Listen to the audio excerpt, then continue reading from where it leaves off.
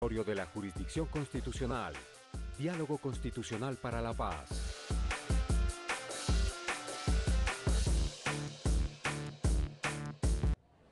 Seguimos en nuestra transmisión especial desde el Centro de Convenciones del Hotel Intercontinental en la ciudad de Medellín. A continuación, continuamos con el 9º conversatorio de la Jurisdicción Constitucional, Diálogo Constitucional para la Paz, con el tema Integración de las Víctimas. Como hemos observado los últimos 2 días, el tema de la reconciliación es tan complejo que es necesario abordarlo desde múltiples perspectivas. No bastan leyes generosas que estimulen el cambio de la guerra a la paz, es un proceso social y personal que compromete a muchas personas e instituciones. Por eso damos paso ahora a una nueva temática que debe ser tenida en cuenta en el proceso de paz colombiano: la reparación integral de las víctimas de las últimas décadas de conflicto armado. Preside y modera este panel la doctora María Victoria Calle Correa, magistrada de la Corte Constitucional, con el tema de dónde venimos y hacia dónde vamos en cuestiones de reparación. Muy buenas tardes, doctora María Victoria.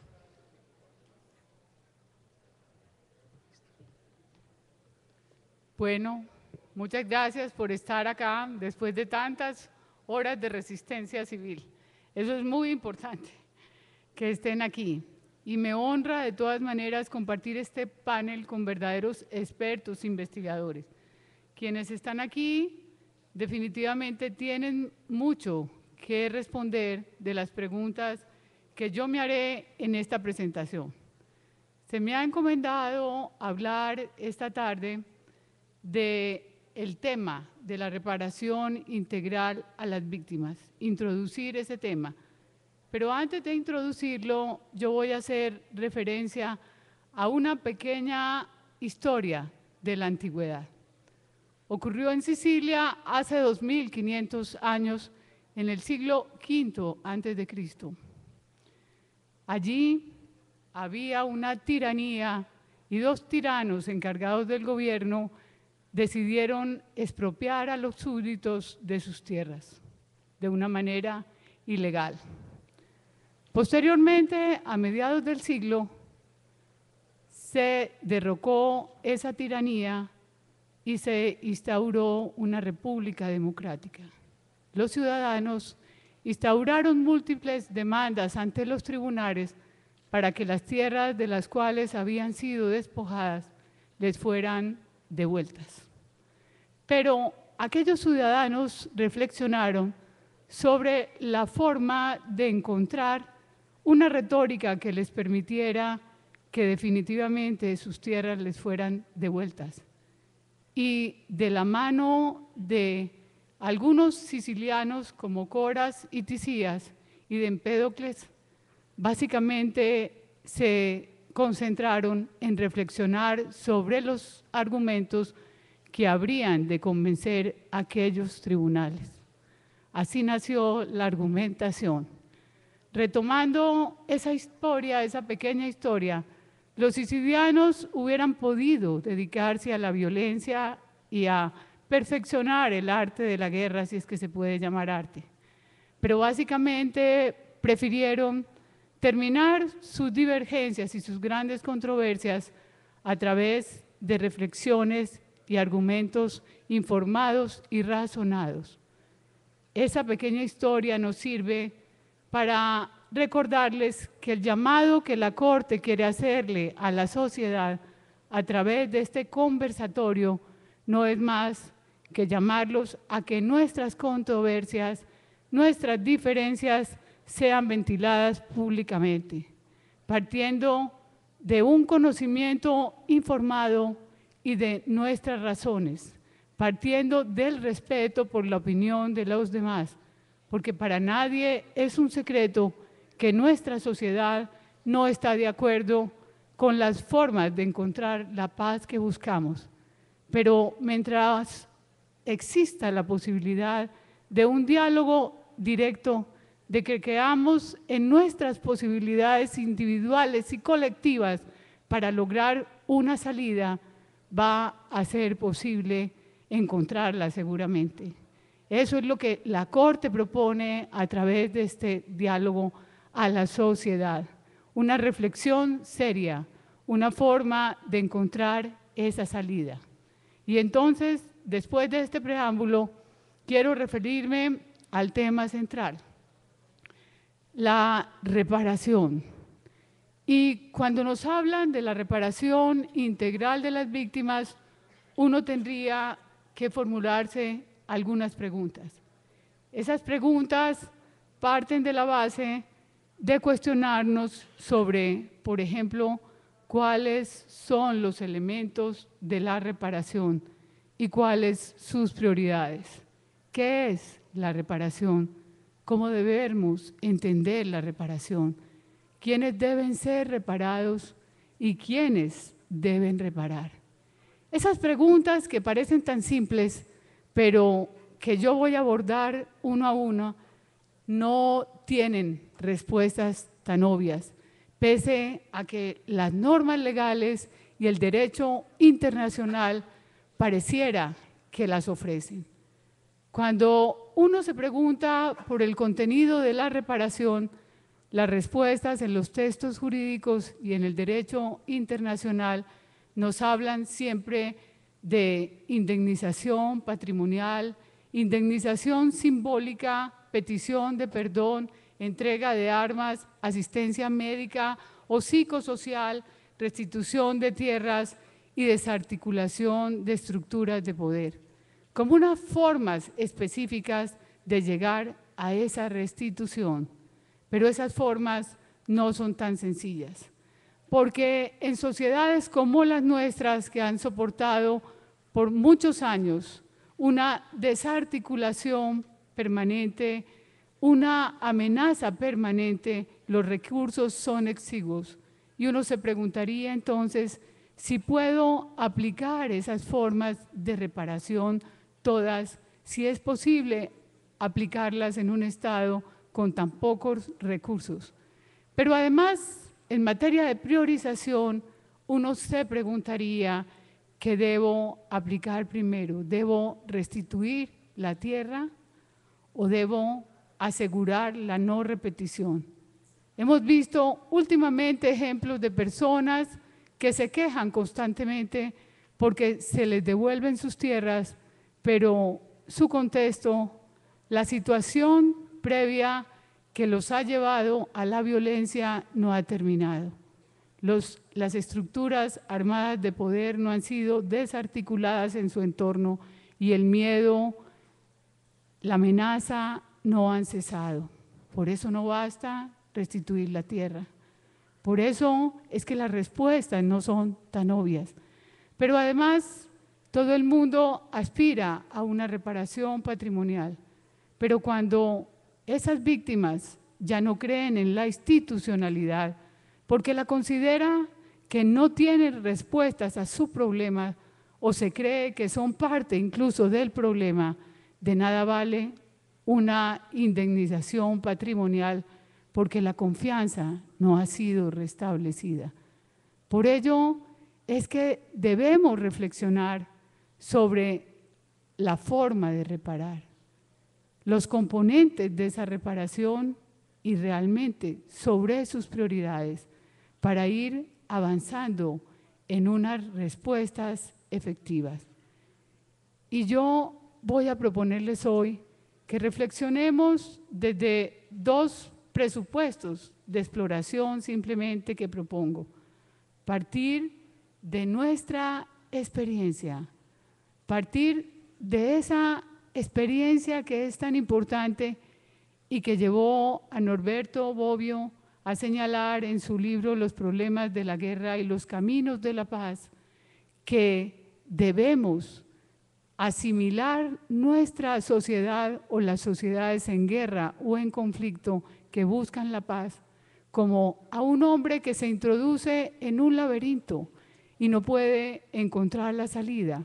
Por eso en muchas ocasiones se choca con barreras y con límites y solamente aprendiendo de su experiencia podrá hallar esa salida.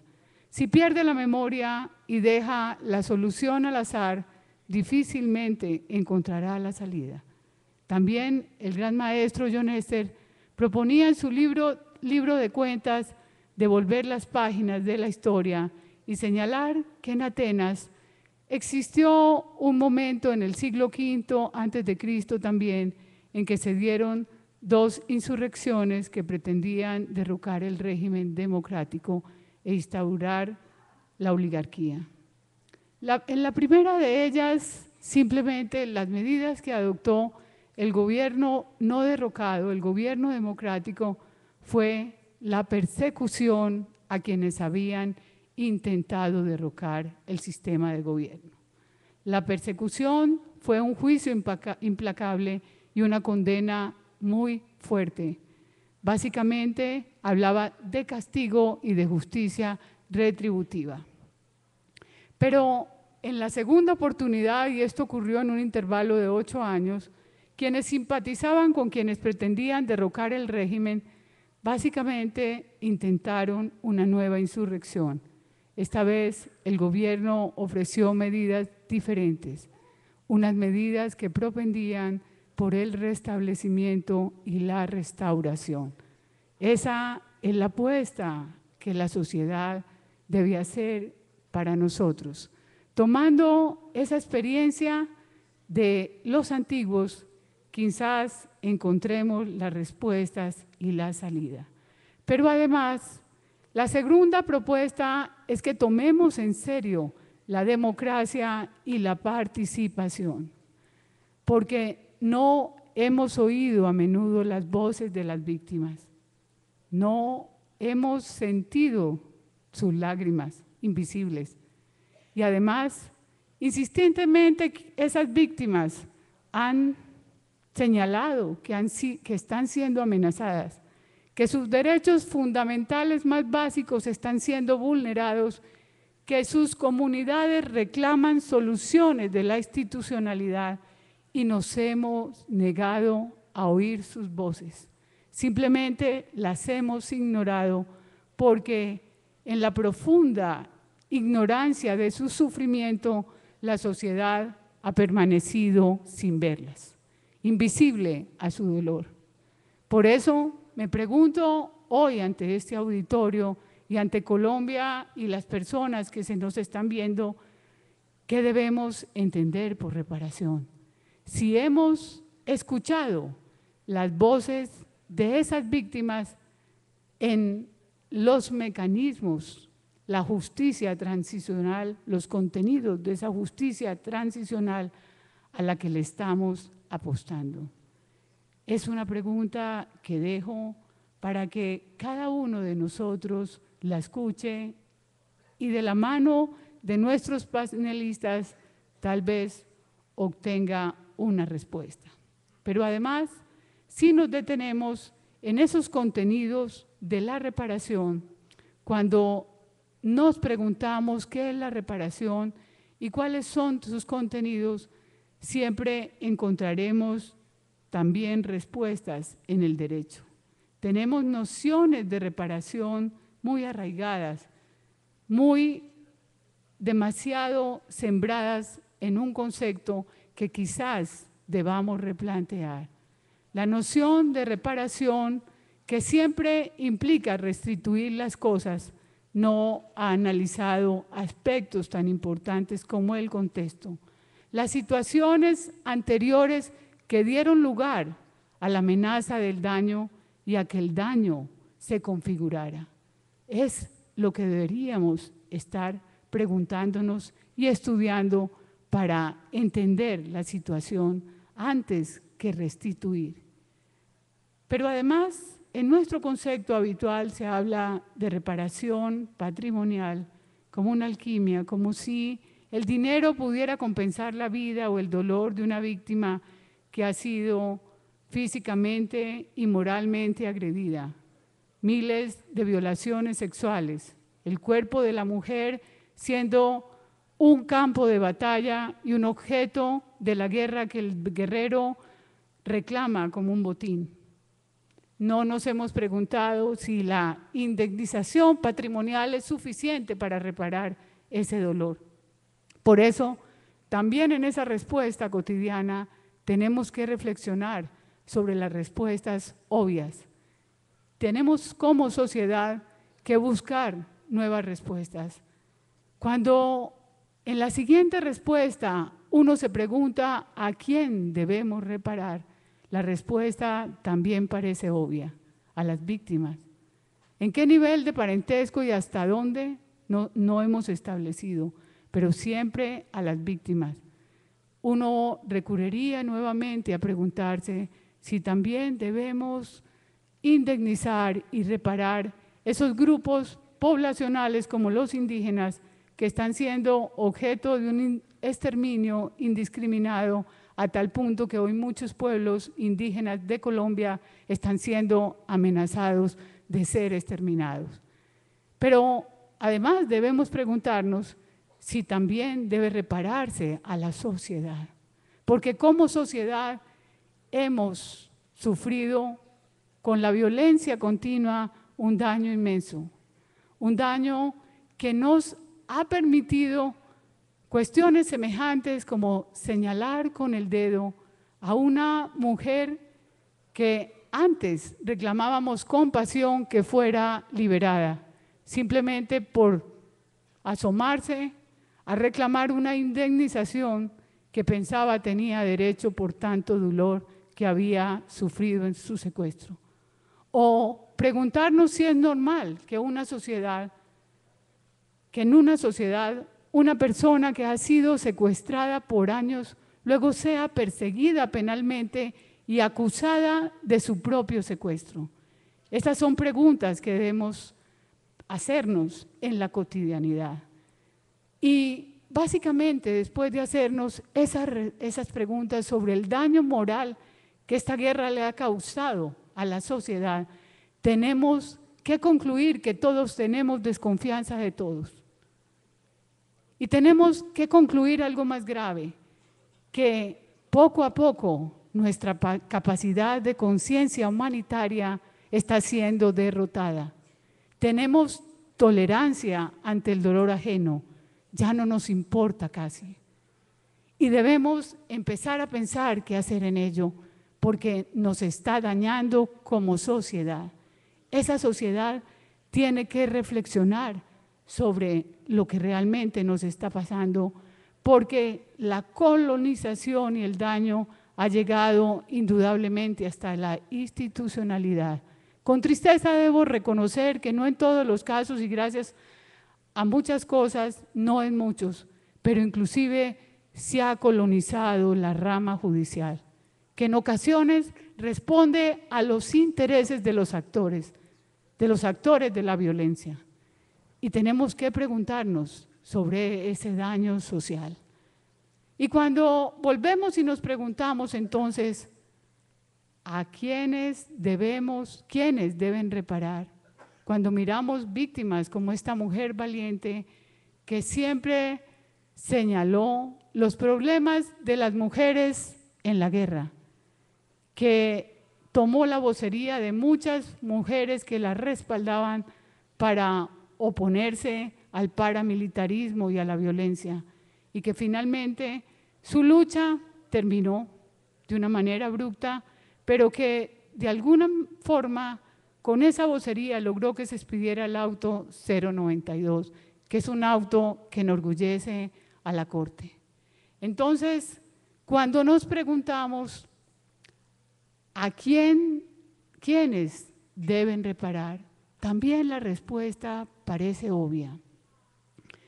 Deben reparar los perpetradores y sus cómplices, directos o indirectos.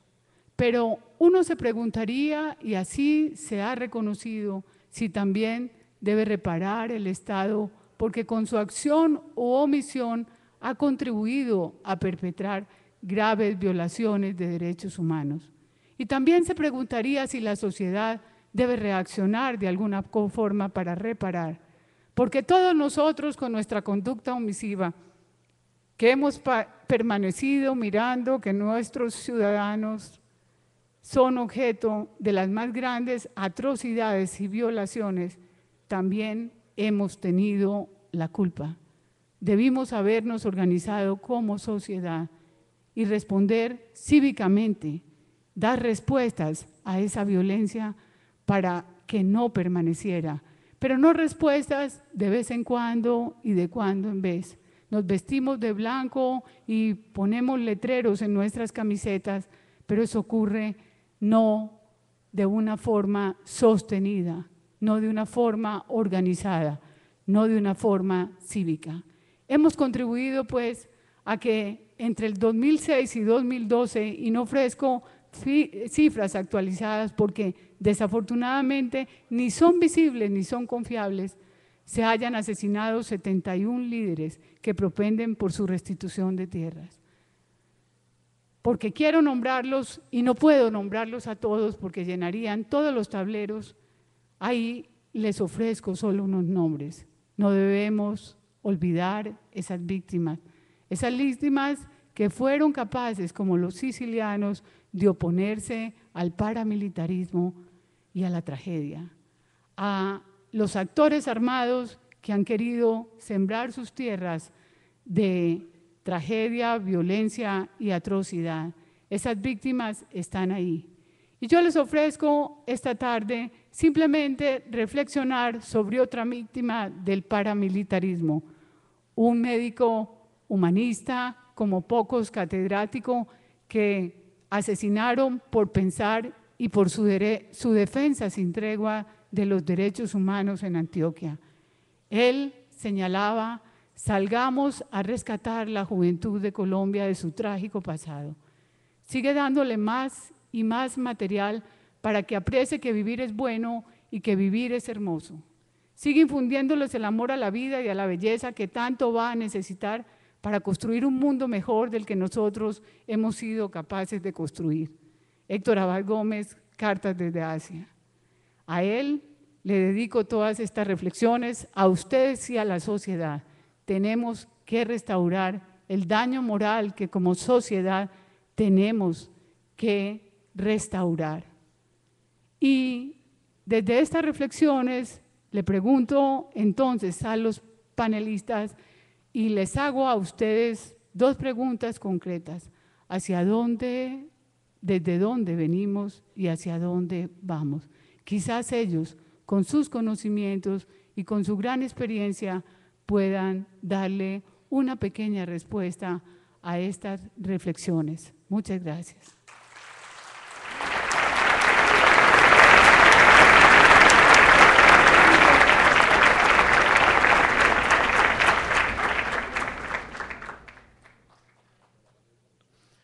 Muchas gracias, doctora Calle Correa. Ahora le damos la bienvenida al profesor Peter van der Auweraerts, abogado belga, magíster en Derecho Internacional de la Universidad de Londres. Ha sido director ejecutivo de la ONG Abogados Sin Fronteras, con experiencia en el caso colombiano y los de países como Burundi, Haití y Zimbabue. Es director del Programa de Tierras, Propiedad y Reparación de la Organización Internacional para las Migraciones. Su intervención de esta tarde se inscribe en las formas de reparación a las víctimas. Profesor, muy buenas tardes.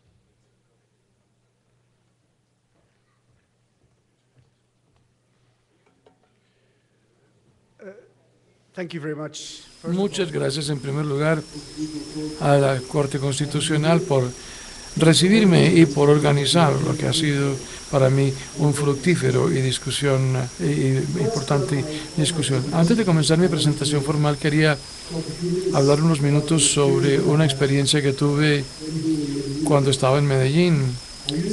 Yo utilicé el tiempo aquí para visitar el Centro de Atención de las Víctimas en Belencito, que es uno de los 4 centros para víctimas que existen en Medellín.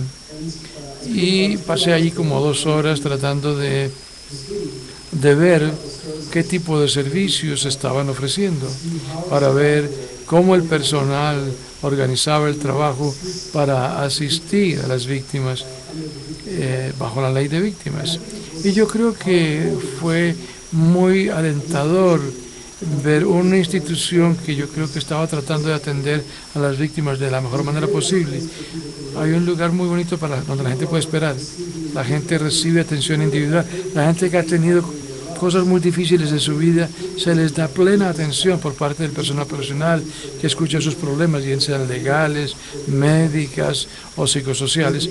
Hay una excelente colaboración entre la alcaldía y la unidad de víctimas de Bogotá en el centro y el trabajo de coordinación funciona muy bien. Yo creo que Medellín puede estar muy orgulloso de tener este tipo de centros de asistencia en su ciudad. No son solamente modelo por Colombia, porque sé que también en otras áreas de Colombia estos centros de víctimas tal vez no son tan buenos como aquí en Medellín, pero también es un ejemplo, yo creo que para otros países que están tratando de ofrecer asistencia o reparación a las víctimas. Debo decir que cuando uno viene como extranjero a Colombia a hablar sobre reparaciones, se ha hecho cada vez más difícil, porque Colombia ha estado analizando, no solamente analizando, sino haciendo reparaciones desde la Ley de Justicia y Paz en los 2005.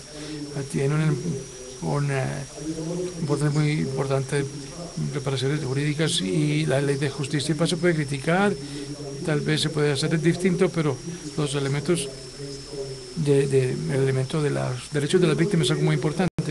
Luego estuvo el decreto 1290 del 2008, que estableció un programa de compensación iniciativa para las víctimas, que me parece, y ahora ha sido creado la ley de víctimas, ya tiene una compensación de más de 200.000 personas.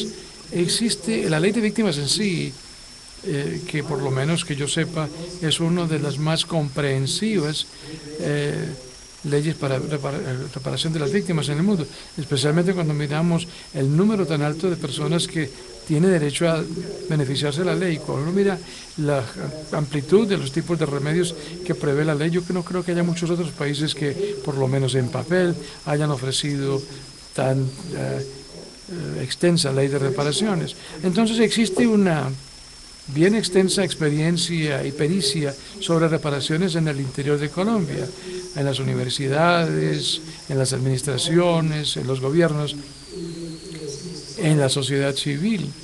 Es muy activa. Ustedes están aquí de la sociedad civil.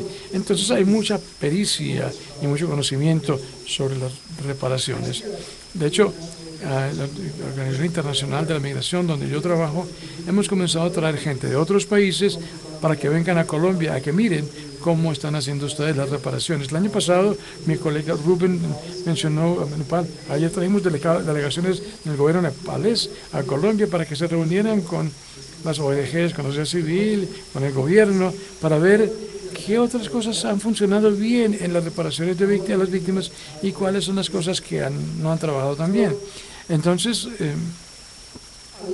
yo no voy a explicar cuáles son los estándares internacionales o qué son reparaciones, porque es que hay un marco legal existente fuerte en Colombia para las reparaciones, es decir, la nueva ley de víctimas, y esta ley puede darles por lo menos la inspiración, sino el marco para manejar las víctimas de las FARC, también en el contexto de las misiones de negociación de paz y en el futuro también, y también para las víctimas del ELN. Y he hablado con algunas personas y puedo decir constantemente, en vez de explicar lo que son las reparaciones, la mayoría de ustedes aquí o todos lo saben, yo quiero hablar de dos temas relacionados con las reparaciones. En primer lugar, quiero hablar sobre el potencial de transformación de las reparaciones. Yo quiero hablar sobre las transformaciones que pueden producir las reparaciones, pero también quiero hablar de las limitaciones de las reparaciones sobre la base de las experiencias de otros países y en mi propia experiencia, trabajando en distintos programas y también en cierta medida por lo que sé, o lo poco que sé de Colombia.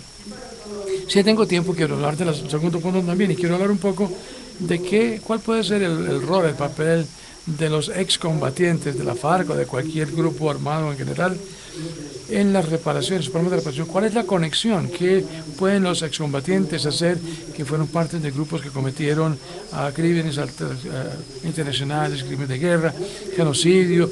¿Qué pueden hacer si es que algo en el contexto de un programa de reparación? Voy a empezar hablando de este potencial de transformación de las reparaciones.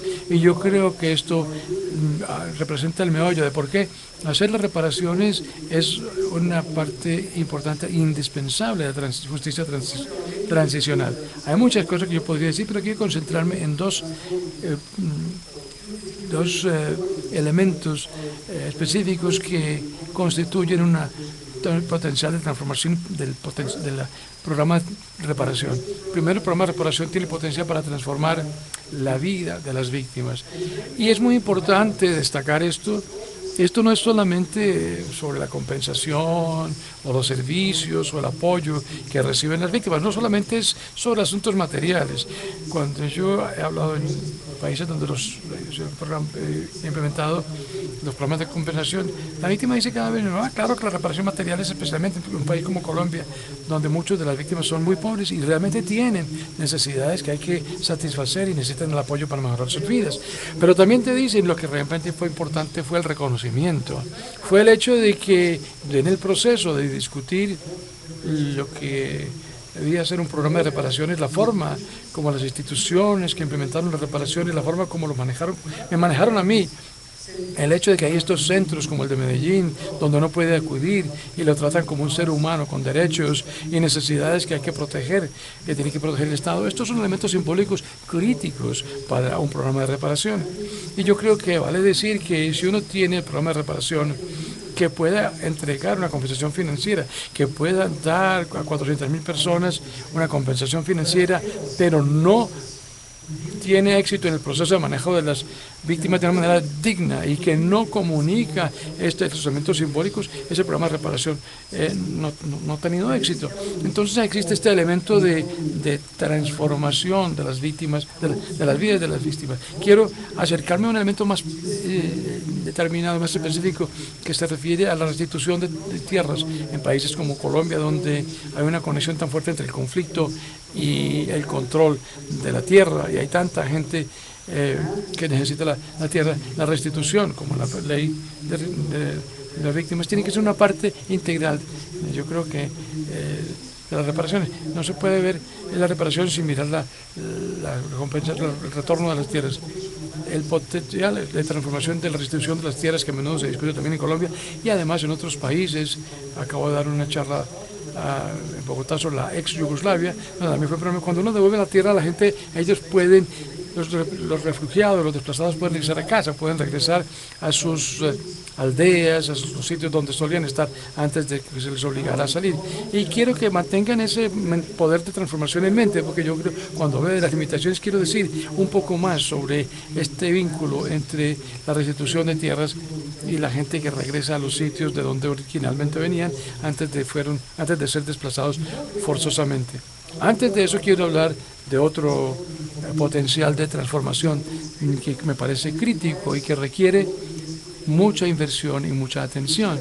Y es que puede transformar la forma como el Estado, la forma en que las instituciones del gobierno interactúan con su población. No solamente con las víctimas, sino con la población en general. Yo no hablo de la situación donde, como en Irak, donde teníamos un dictador y donde el Estado se convirtió en un instrumento de la opresión y luego el Estado trata de convertirse en el protector de los derechos humanos. No, me refiero más a la forma como el Estado entrega los servicios básicos, como la salud, como la educación, servicios básicos como la documentación de las personas que lo requieren, certificados de nacimiento, toda esa gama de servicios, como lo hace el Estado. ¿Y a quién lo hace? Eso se puede transformar mediante un buen programa de reparaciones.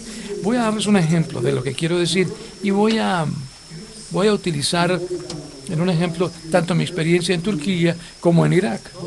Ambos países han establecido programas de reparación.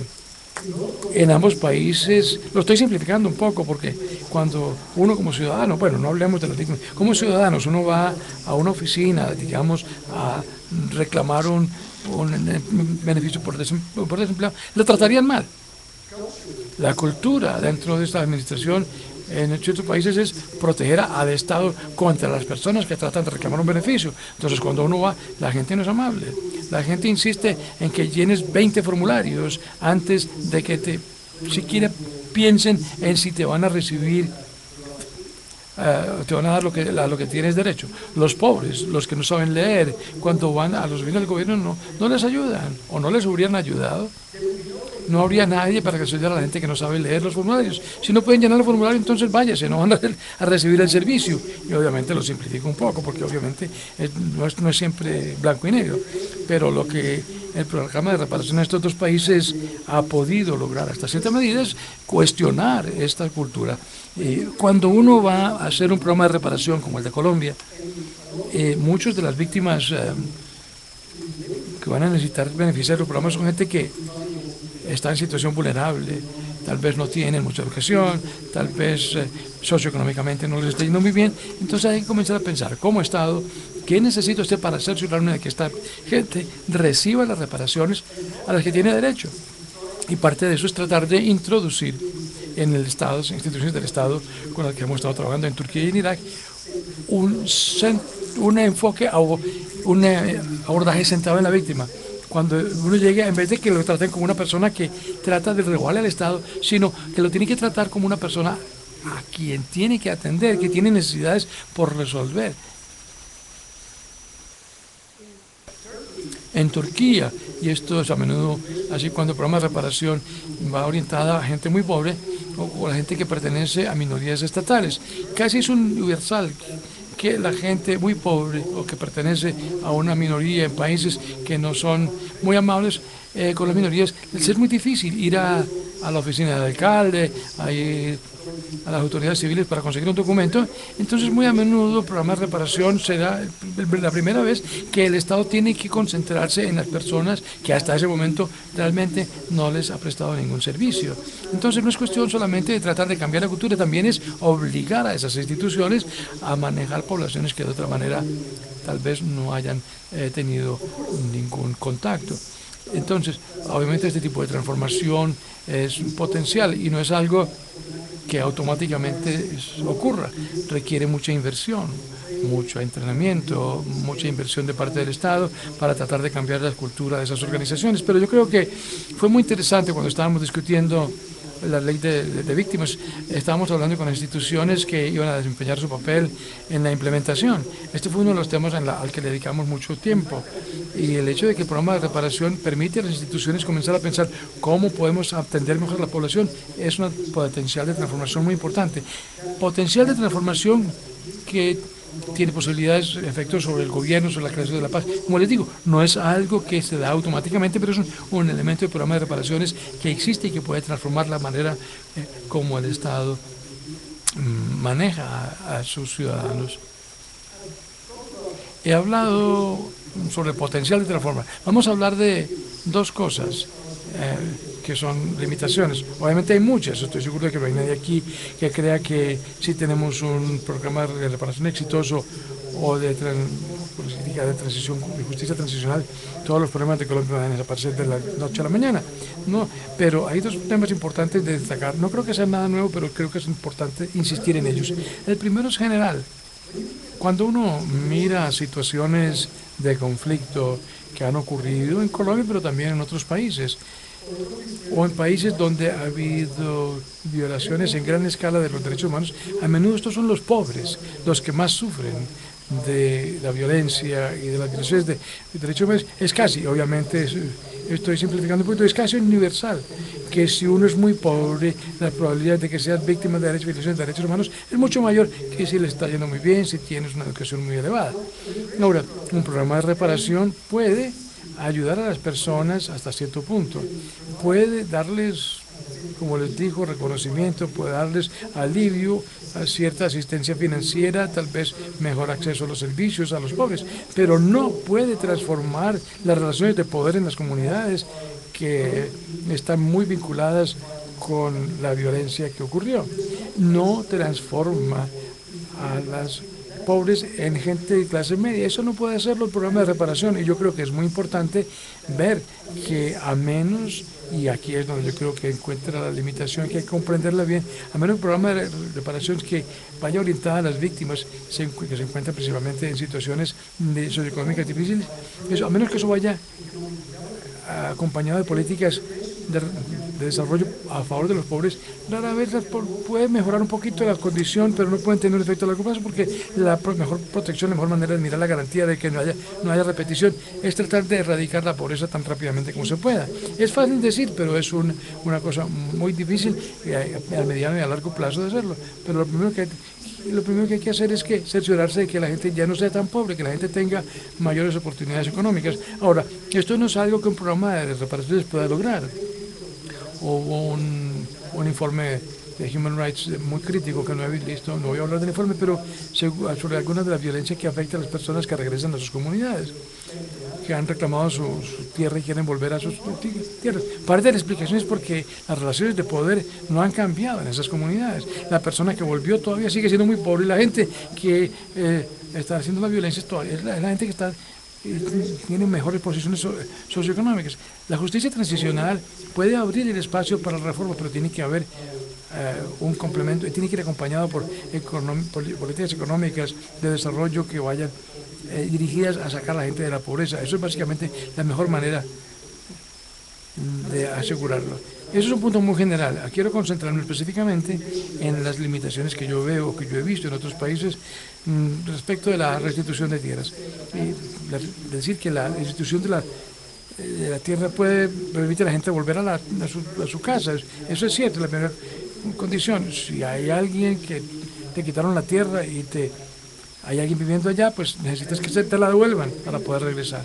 Y yo creo que estamos de acuerdo con algunas de las conferencias. Todo el mundo está de acuerdo en que simplemente devolver la escritura a la tierra no te va a obligar a volver a la casa. Tienes que tener la infraestructura, tiene que haber la seguridad, tiene que haber empleos, tiene que haber salud, tiene que haber educación. Y esto es algo que el gobierno está trabajando, y también lo he visto en otros países donde los gobiernos han tomado esto en serio y han tratado de mejorar el contexto. La seguridad es algo obvio, pero también los servicios para la gente pueda regresar a su casa. Pero lo que a menudo vemos después del conflicto es que la gente no vuelve, especialmente cuando la gente ha sido desplazada durante mucho tiempo y especialmente cuando la gente ha venido de zonas rurales a las ciudades. Muy a menudo uno ve que la gente ha pasado, y voy a dar un ejemplo de Turquía, la gente que ha pasado 10 años en Estambul, a menudo de las zonas más pobres de Estambul. Cuando estábamos hablando con las víctimas allí, con el gobierno, y estaban a punto de devolverles la tierra, especialmente los jóvenes dicen, no queremos regresar, a mí no me importa, la tierra está bien, queremos que nos vuelvan la tierra, tal vez podemos tratar de venderla, pero no queremos regresar. Los más mayores no queremos regresar a los lugares donde nacimos, pero la razón por la cual planteo eso es porque no es decir que los desplazados no tengan el derecho de regresar o que los refugiados no tengan el derecho de regresar a su casa. Claro que lo tienen y si quieren deben tenerlo. Pero lo que quiero decir es que en muchos países, después de hemos visto desplazamientos masivos donde la gente se ha movido de zonas rurales a las ciudades urbanas por la violencia, mucha gente no regresa. ¿Qué significa eso? En términos de política significa que si los desplazados de hoy están viviendo en altos niveles de vulnerabilidad, por ejemplo en Bogotá o en Medellín, la respuesta a su problema puede que no sea la restitución de la tierra. No significa que no tengan el derecho de recuperar su tierra, o que no la deban recibir, o que no deban recibir una compensación.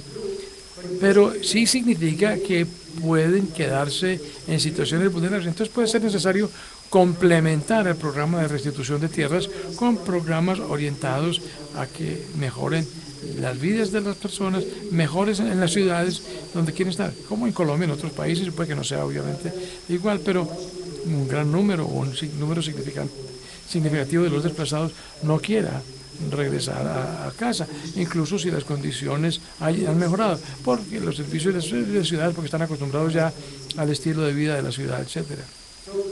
Entonces, específicamente la limitación de la restitución de tierras es que eso tiene que ser parte de la discusión de cómo mejorar la situación de las poblaciones desplazadas, si existe la posibilidad, si existe el potencial en Colombia de que la gente se quede donde está. Brevemente voy a terminar con el tema de la transformación y las limitaciones y voy a hablar sobre unos minutos sobre cuál es el rol que pueden desempeñar los excombatientes en los programas de reparación. Obviamente ese es un tema muy complejo que no se puede discutir en 5 minutos, pero quiero plantear algunos puntos que espero que sean de cierta utilidad. El ex procurador Ocampo ha dicho que hay una transformación en términos de impunidad y también creo que ha habido una transformación en la forma en que los programas de desmovilización de los ex combatientes y justicia transicional se ven. Anteriormente se separaban por separado. Yo creo que Colombia fue uno de los primeros países, o ciertamente estuvo entre los primeros con la ley de justicia y paz, que conectó la desmovilización con la justicia transicional, con las reparaciones de las víctimas y los derechos de las víctimas. Ahora estas dos cosas se ven como algo que se necesita desarrollar a la vez. No se puede hacer un programa de desmovilización aisladamente, separado de la justicia transicional, ni viceversa. Entonces, una manera tradicional, una de las maneras más obvias en que los excombatientes pueden contribuir es financieramente. El Estado puede incautar sus activos, las cosas que han obtenido durante el conflicto, y utilizar esos activos para financiar programas de reparación, en parte. Esto es la manera más obvia de hacerlo, y como muchos de mis colegas confirmarán, hay muy pocos países donde esto haya tenido gran éxito. A menudo, aparentemente es muy difícil incautar activos de excombatientes. Si hay un ruego que quiero hacer aquí en mi charla, es decir, la comunidad internacional, los gobiernos nacionales podrían pasar o a gastar más recursos tratando de echarle mano a los aspectos financieros del conflicto e incautar activos de la gente involucrada en los crímenes internacionales. Se presta mucha atención a la persecución individual también a nivel del ICC, por ejemplo. Uno no puede, como ICC no puede afectar el conflicto del Congo, de lo cual hemos hablado, simplemente metiendo gente en la cárcel. Uno tiene que tratar de conseguir los activos que están utilizando para financiar todos estos grupos armados en el Congo. Entonces tiene que haber tanta atención, a mi manera de ver, sobre ese aspecto, pero eso es un elemento muy, y en la ley de justicia y paz yo creo que fue previsto que los activos de los paramilitares iban a ser incautados y podrían ser metidos, se tenía que entregar sus activos para el programa de reparación de víctimas. Ahora, más allá de eso, ¿qué pueden los excombatientes hacer en el contexto de un programa de reparación? Yo creo que lo primero que debemos decir al respecto es que obviamente las víctimas necesitan sentirse cómodos con el rol que se les va a dar a los excombatientes. Son las víctimas las que tienen que estar de acuerdo con la idea de que los excombatientes van a participar en el programa de reparación. Y yo estuve mirando, tratando de encontrar ejemplos internacionales donde los combatientes hubieran desempeñado un papel positivo en el programa de reparación, y porque yo sepa, y puede simplemente serlo, no ha habido muy buenos ejemplos para reportar. Y yo quería siempre destacar un área más para alentar el debate y el pensamiento en vez de tener una idea de cómo se debe hacer, donde yo creo que los excombatientes pueden desempeñar un papel. Es en el contexto de la reparación simbólica. Mencioné que para muchos aspectos los aspectos simbólicos son tan importantes como o por lo menos tan importantes como los aspectos materiales. Las reparaciones simbólicas, la construcción de monumentos, museos, parques, cambio de nombre de las calles, ahí es donde se puede ver el papel de los excombatientes. Tuvimos una discusión, yo creo que es uno de los tribunales, uno de los excombatientes proponía que él iba a dar el dinero para establecer un monumento a las víctimas en la zona donde su grupo había cometido las violaciones de los derechos humanos. Ahora, yo creo que esa es una idea que no tiene que ser tratada negativamente de inmediato, es algo que a las víctimas hay que consultarles. Yo creo que es un ejemplo muy concreto de tratar en el programa de reparación de crear un espacio para que los excombatientes puedan presentarse y decir: yo quiero presentarles disculpas formales a este grupo de víctimas, yo quiero asistir a ese grupo de víctimas con la creación de un monumento, y a ver si hay un espacio donde se puedan discutir esto con las víctimas para ver si aceptan a excombatientes como participantes del programa de reparación. Y yo creo que si Colombia lo hace sería innovador, porque yo creo que no hay muchos ejemplos internacionales donde se haya hecho esto. Esa es simplemente una idea, mirando lo que podrían hacer los excombatientes en términos de reparaciones simbólicas. Yo dije que es una tarea abrumadora hablar de reparaciones ante un grupo de personas que probablemente saben tanto como yo de las reparaciones, pero yo creo que parte de lo que les haya dicho haya sido interesante y útil, y les agradezco mucho por tenerme aquí. Gracias.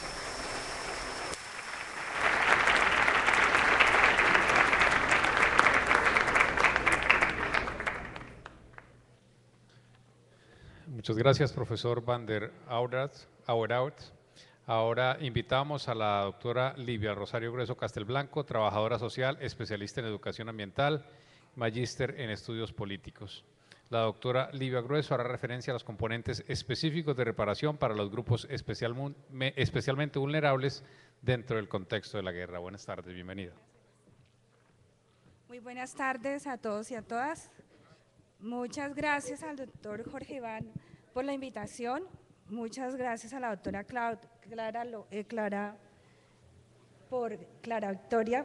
María Victoria, por la invitación también y por incluir este importante tema dentro del panel. Muchas gracias a ustedes por estar aquí. Realmente es una participación importante de estudiantes, de funcionarios públicos, de los mismos magistrados de la Corte. Es un tema que demuestra que en este país, como dijo el padre de Rúa ayer, no es necesario matarse para hablar de las diferencias.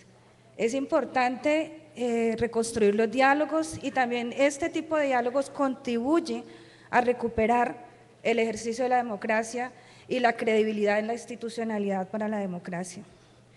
Voy a hablar de los grupos vulnerables y en particular voy a hablar de los pueblos étnicos. La pregunta que se me ha hecho es ¿por qué es necesario establecer un programa de reparación específicamente para pueblos étnicos? Hablando de pueblos étnicos en Colombia, estamos hablando de pueblos afrodescendientes, de pueblos indígenas y del pueblo rom. Y específicamente dentro de estos pueblos, la vulnerabilidad de las mujeres, porque es doblemente vulnerable y doblemente victimizada. Y en esta pregunta también encierra el sentido y el alcance que tiene el diferenciar víctimas y la calidad de las víctimas. ¿Cuál es el estado inicial de estas víctimas? ¿Cuál es el alcance del daño, del impacto que genera una situación como el conflicto armado? Yo diría que la revictimización de los grupos étnicos victimizados históricamente es el alcance y es la diferencia sustancial que habría que hacer en un tema de reparación. Y como punto de partida, es necesario entender entonces la vulnerabilidad como ese estado, ese resultado de condiciones de desventajas históricas, sociales, económicas, culturales y políticas que impiden el pleno goce de los derechos fundamentales, poniendo en riesgo la pervivencia misma del sujeto colectivo. Condiciones como la exclusión, la subordinación, la dependencia, la falta de autonomía, la carencia de opciones propias de futuro constituyen factores sustanciales al estado de vulnerabilidad cuando vamos a hablar de los pueblos étnicos.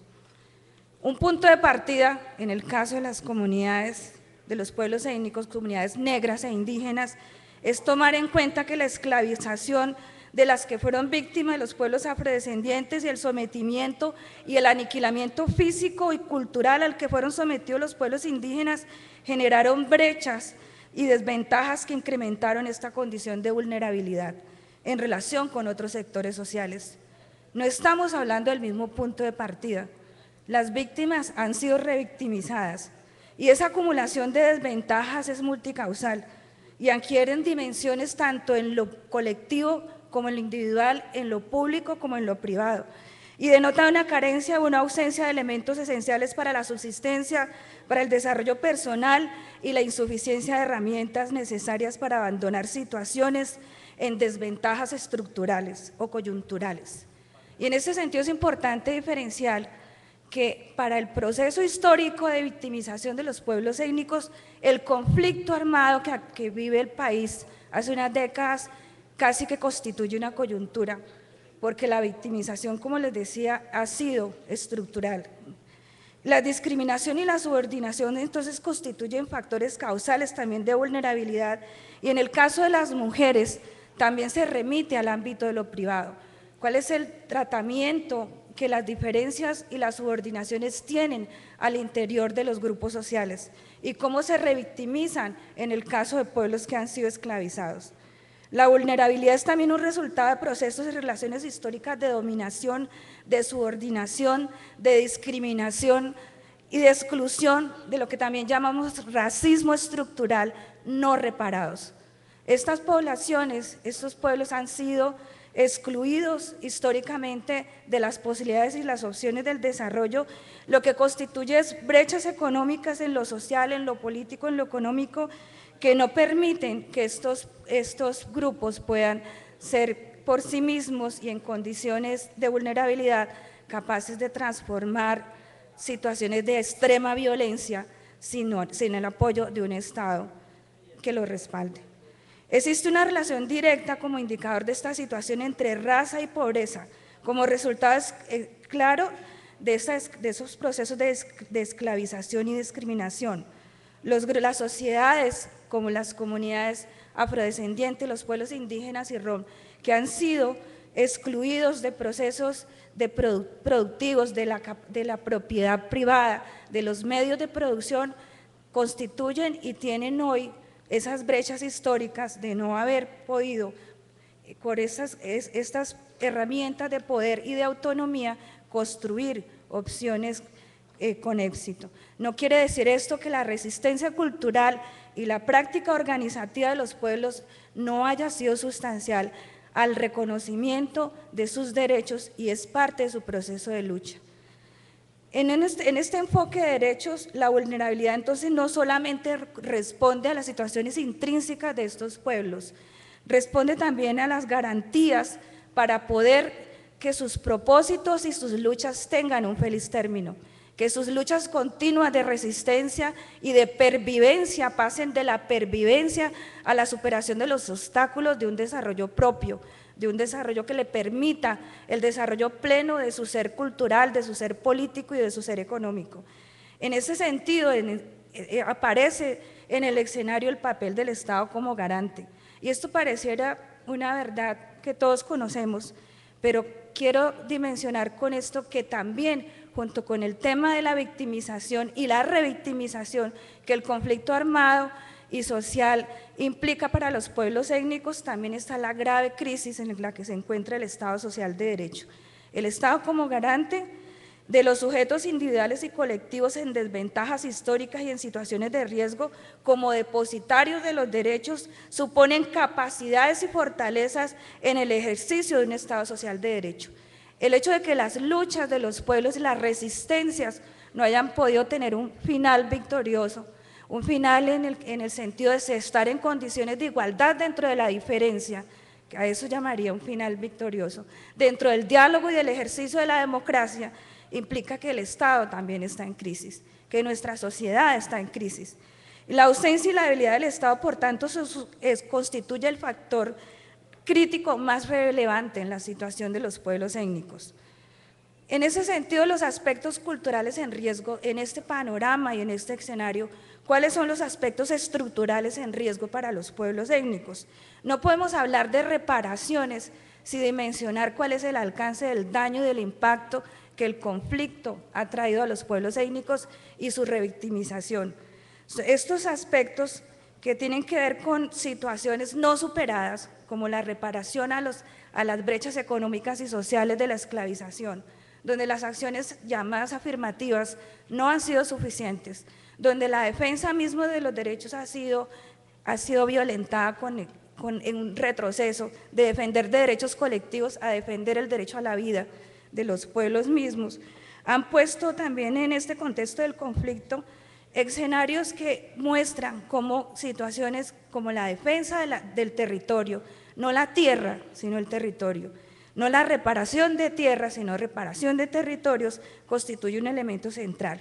El riesgo crítico lo constituye la pérdida de la integridad cultural de los pueblos y por ende a la naturaleza y la posibilidad de seguir siendo de los sujetos colectivos de derecho. El territorio, uno de los aspectos estructurales en el concepto de territorio es que el territorio como tal hace parte de la identidad.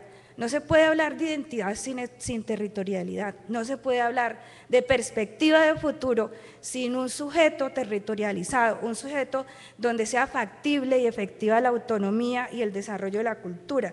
En ese sentido, el territorio hace parte de la recreación cultural de los pueblos, de la construcción a futuro de procesos de culturización y de autonomía y de gobierno propio y de alternativas de sociedad.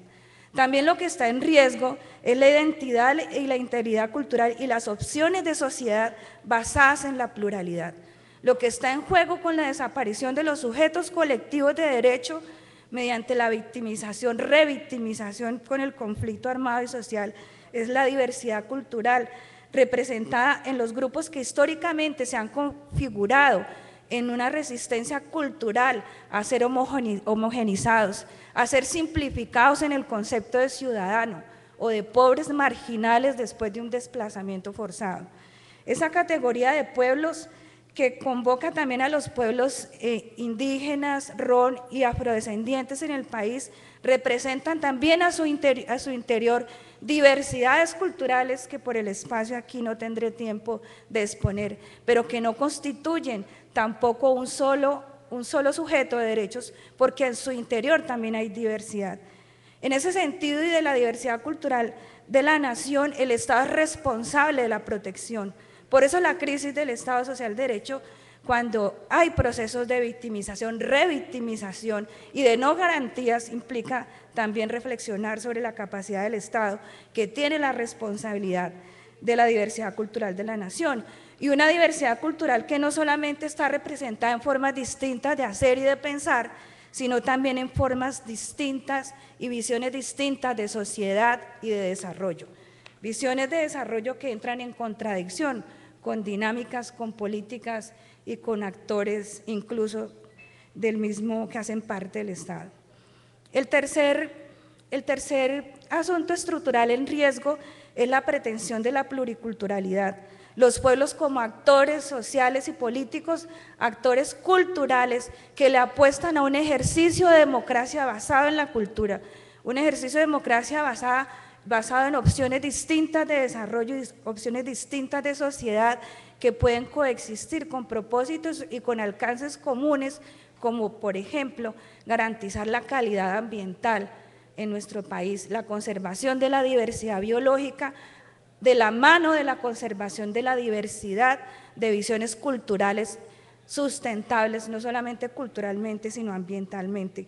Una propuesta cultural que también significa ruptura con la subordinación y la exclusión y la discriminación, como opciones de pensamiento y de práctica política, y una redefinición de teorías y prácticas políticas donde el diálogo intercultural, donde la pluralidad jurídica, la pluralidad económica y la pluralidad de desarrollo son un verdadero ejercicio de democracia. El reconocimiento de nuevas ciudadanías que implican identidad y derecho a la diferencia. En este sentido, la igualdad no se limita a ser iguales por el peligro que encierra la homogenización en nombre de la igualdad. En este sentido, es igualdad de derechos e igualdad de oportunidades desde visiones distintas de desarrollo, desde visiones distintas de sociedad. Una nueva concepción de ciudadanía de sujetos colectivos de derecho que implica que esa identidad también es una expresión que incluye ejercicios de poder económico, de poder social y de poder político, desde la diferencia. Ejes de ciudadanías que implican la protección de la identidad étnico-cultural en un intercambio de lo propio, de lo ajeno o de lo externo, una participación en la toma de decisiones en la gestión misma de la democracia y el desarrollo local, una titulación de tierras y territorios y la protección de sus recursos naturales y el cuidado del medio ambiente, una articulación de lo cultural y lo político en estados pluriculturales garantes, donde la reorganización del poder incluye el poder cultural, y en ese sentido es necesario que esa pluriculturalidad tome parte en la conducción política y económica, y esto se llama autonomía de los territorios étnicos en el país, una autonomía real que permita el derecho y el ejercicio del ser cultural como una opción alternativa de sociedad. De esa pretensión, sin embargo, todo esto fue la pretensión de los pueblos étnicos en la Asamblea Nacional Constituyente y en la apuesta a la Constitución del 91. Sin embargo, la realidad en el país es otra. Pasada la Asamblea y puesta en la Carta Magna las aspiraciones de la diversidad de un Estado pluricultural, de un Estado social de derecho, la pretensión pluricultural, de esa pretensión pluricultural se pasa al despojo violento de los derechos. El contexto real y la naturaleza del conflicto que está de fondo en este caso tiene que ver con intereses económicos y con intereses políticos que desplazan el derecho y ponen por encima los intereses económicos. El desplazamiento forzado, la desterritorialización y el impacto desproporcionado a la integridad cultural y física de los pueblos es un riesgo, es una situación que pone en riesgo la democracia misma y es una situación de hecho donde los sujetos colectivos son revictimizados. ¿Cuál es entonces el contexto real en que se encuentran los sujetos colectivos en este momento? ¿Y cuál es la realidad? ¿Cuáles son las contradicciones que están afrontando en esa situación de vulnerabilidad? Tenemos el tema del emplazamiento territorial, económico por presencia de megaproyectos, la pérdida de la autonomía como obstáculos para opciones propias de futuro, de planes de vida y de desarrollo. El desplazamiento no solamente es un desplazamiento en términos del conflicto armado, de despojo, sino también hay desplazamientos culturales y económicos, fuera como en el caso de los pueblos raizales, donde el desplazamiento cultural implica un riesgo para la pervivencia de estos pueblos. Creo que ya me queda poco tiempo. Entonces, la clave de esta reparación implica también identificar los factores causales de la victimización, los intereses que mueven el conflicto. Es necesario dilucidar los intereses que mueven el conflicto para poder garantizar la no repetición. Si no se profundiza en las causas, en las razones, en el motor del conflicto, que no solamente se manifiesta en lo armado, se corre el riesgo de la repetición. Este conflicto para los pueblos étnicos es ante todo una disputa por territorios estratégicos, tanto para la economía formal de acumulación y crecimiento económico, como para la producción y el tráfico de productos de la economía ilegal, que involucran en ambos casos territorios étnicos. Las economías extractivas de desarrollos insostenibles, la desterritorialización y el despojo, que se marca en cifras que ustedes pueden comprobar, que muestran claramente el impacto desproporcionado, como lo ha dicho la Corte Constitucional. Muy bien, el impacto desproporcionado a los pueblos étnicos en la periferia de nuestro país, lejos de los centros de decisión, muestran escenarios de despojo como el no derecho a la alimentación, como el no derecho a los mínimos del bienestar social, como otra forma de desaparición, como otra forma de aniquilación. No es solamente el conflicto armado, sino el conflicto social el que es necesario reparar. La desterritorialización y la pérdida de la integridad cultural de los pueblos pone en riesgo, y el riesgo mayor es la desaparición del sujeto colectivo de derechos. Los retos en el proceso de reparación, en el caso de los pueblos étnicos, es devolver y garantizar la pervivencia de los sujetos colectivos. Las reparaciones individualizadas, las reparaciones en visiones de bienestar y de territorialidad que no contemplan el sujeto colectivo de derechos, pone en riesgo la pervivencia misma. La solución, como dice un dicho popular, es peor que la enfermedad, en el sentido de que los contenidos básicos de procesos de justicia y paz deben garantizar un enfoque diferencial que permitan la pervivencia y la permanencia del sujeto de derechos colectivos. Programas asistenciales que deslegitiman, que desconocen, que desmembran el sujeto colectivo, que lo sacan de su derecho a ser parte de un pueblo, también son procesos de exterminio cultural y político de los pueblos. Programas que no garanticen enfoques de diferencialidad, donde la responsabilidad del Estado, donde las reparaciones por exclusión y racismo, donde los estándares internacionales como el bloque de constitucionalidad como herramienta importante en la protección de los derechos de los pueblos, la garantía del Estado multicultural y en los ejercicios de la democracia, el respeto de la pluralidad política y jurídica, el derecho a la autonomía en materia de participación, desarrollo social y económico, el ejercicio de derechos como la consulta previa, por ejemplo, en las decisiones que afectan a los pueblos, son instrumentos necesarios para una reparación efectiva. Los aspectos claves tienen que ver entonces con reconocer la dimensión cultural del territorio, no limitada solamente a la división político-administrativa o al tema de los bienes, sino al espacio que constituye la territorialidad para la recreación de la cultura.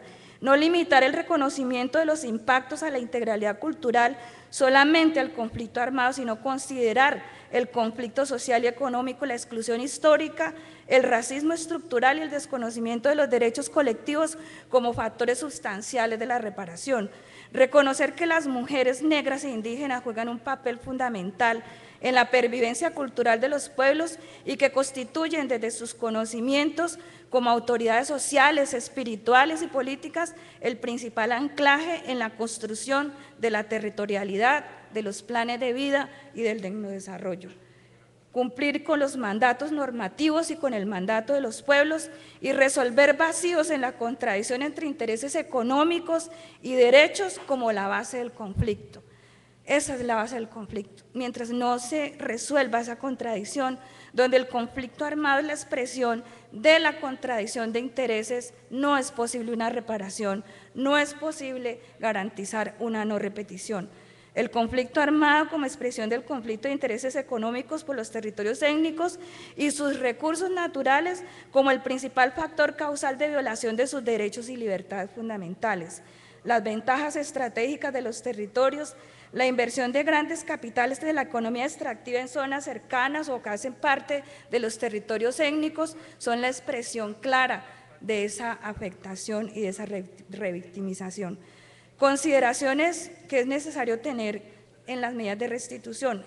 Hay vacíos que hay que resolver en la política misma, en el ejercicio normativo mismo, es reconocer que hay otro tipo de despojos, que el conflicto no solamente se expresa en el despojo por la vía armada, sino que también el despojo económico, el despojo de los usos, de las calidades del territorio, hacen parte de la victimización, hacen parte del daño y del impacto cultural que pone en riesgo la pervivencia de los pueblos.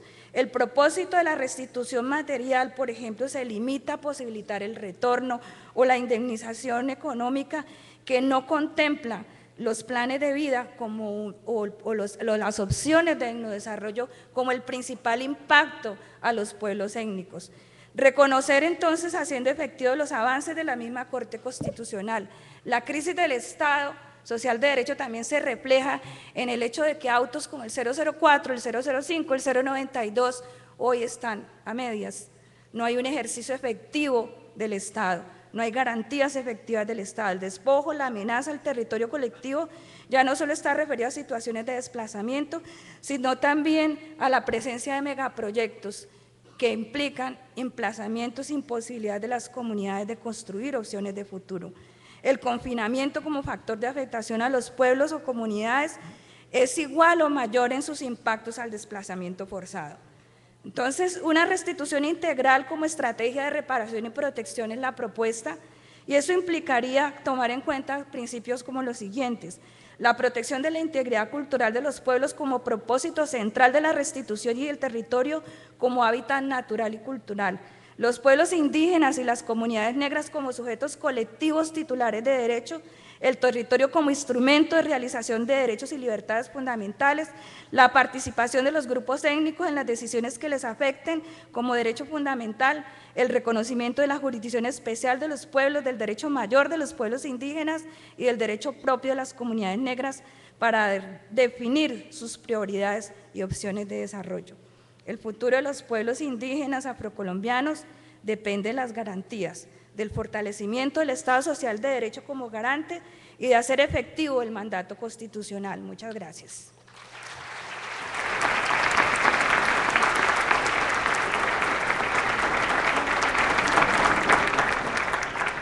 Muchas gracias a la doctora Livia. Ahora viene el turno para el doctor Óscar Mauricio Sarmiento Guarín, ganador del concurso realizado por la Corte Constitucional con miras a este encuentro.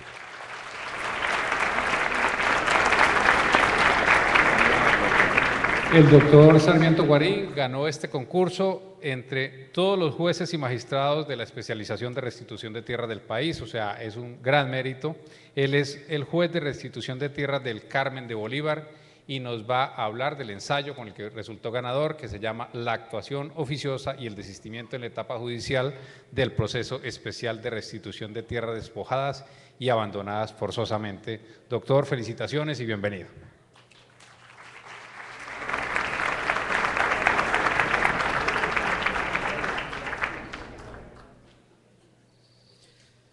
Bien, primero que todo, pues quería agradecerle a la Honorable Corte Constitucional por la oportunidad que me han dado, por haber elegido pues el ensayo que realicé. Sabes que es un honor para mí estar presente y poder dirigirme a ustedes, un público tan especial, tan importante como el que está reunido en este momento en esta sala, en este auditorio. Pues bien, concretamente el tema del ensayo se encaminó a dos aspectos en concreto, el tema del desistimiento y la actuación oficiosa en la etapa judicial del proceso especial de restitución de tierras. Con ese ensayo lo que se quería mostrar inicialmente es la actividad del juez frente a estas dos instituciones, cómo el actuar del operador judicial puede afectar o garantizar la efectividad de la acción de restitución de tierras al momento de interpretar o de determinar una posible solución frente a estos aspectos. Pues bien, en este momento, luego de transcurridos 2 años desde la entrada en vigencia de la Ley 1448 del año 2011 y 1 año desde la creación de los 2 primeros juzgados y salas civiles especializadas en restitución de tierras, en el desarrollo de los procesos especiales de restitución de tierras se ha evidenciado varios vacíos normativos en lo referente al trámite del proceso, lo cual ha generado múltiples debates e interpretaciones tanto al interior de la judicatura como en las distintas entidades que participan en la aplicación de la ley en comento y en el desarrollo de estos procesos especiales. Es por ello que en este momento se abordará el estudio de uno de los vacíos jurídicos detectados en la práctica judicial, el cual no es otro distinto al relacionado con la posibilidad que tiene la víctima de desistir de la solicitud de restitución y formalización que se eleve ante los jueces civiles especializados en restitución de tierras, así como las consecuencias derivadas de adoptar una posición a favor o en contra de ello. En tal sentido, resulta importante resaltar que la Ley 1448 del 10 de junio de 2011 es la encargada, entre otros aspectos, de regular lo relacionado con el proceso especial de restitución de tierras despojadas y abandonadas forzosamente. Para ello, dicha normatividad, en el título 4, regula lo referente a las medidas de reparación de las víctimas y en el capítulo 3 desarrolla lo relacionado con la restitución como una de ellas, resaltando que la restitución se concibe como un componente del derecho a la reparación que posee toda víctima del conflicto armado. Sin embargo, al revisarse este conjunto normativo, resulta claro que no existe norma expresa que regule el tema del desistimiento, ya que el legislador no hace referencia a ello en su articulado y las remisiones normativas dispuestas en la ley se limitan a situaciones concretas, tales como el trámite del recurso de revisión contra sentencias, el régimen probatorio, donde se admite como tales todas las pruebas reconocidas por la ley, y lo referente a la cláusula de interpretación prevista en los principios generales relacionada con la prevalencia de lo establecido en los tratados y convenios internacionales ratificados por Colombia sobre derecho internacional humanitario y derechos humanos que prohíban su limitación durante los estados de excepción por formar parte del bloque de constitucionalidad, así como en la aplicación del principio pro homine frente a la interpretación de las normas relacionadas con los casos de reparación administrativa, que es otra de las herramientas de justicia transicional regulada en la Ley de Víctimas y Restitución de Tierras. Por consiguiente, al no existir regulación expresa, se puede intentar una posible solución aceptando que existe un vacío jurídico que da pie a la aplicación por analogía de otras normas que regulan asuntos semejantes, y luego de adelantar el presente ejercicio, se evaluará y se analizará críticamente la tesis planteada, así como sus consecuencias, y se propondrá una nueva interpretación acorde con el objeto para el cual fue creada la acción en comento, la acción de restitución de tierras. Finalmente, se advierte que el análisis de la procedencia del desistimiento se hace solamente frente a la etapa judicial del proceso de restitución de tierras, debido a que, como se analizará más adelante, en la etapa administrativa predomina un enfoque inquisitivo, en el sentido de que la unidad de tierras puede adelantar de oficio el trámite de inclusión de un predio en el registro de tierras despojadas o abandonadas forzosamente, conforme a lo preceptado expresamente en el artículo 76 de la Ley 1448. Y debido a que hasta el momento se ha concebido la idea de que la etapa judicial no puede adelantarse de manera oficiosa, ya que para que la unidad de tierras actúe en ella, requiere una solicitud de representación que en tal sentido eleve la víctima. posición que se cuestionará al final de la presente disertación conforme a una nueva interpretación a proponer.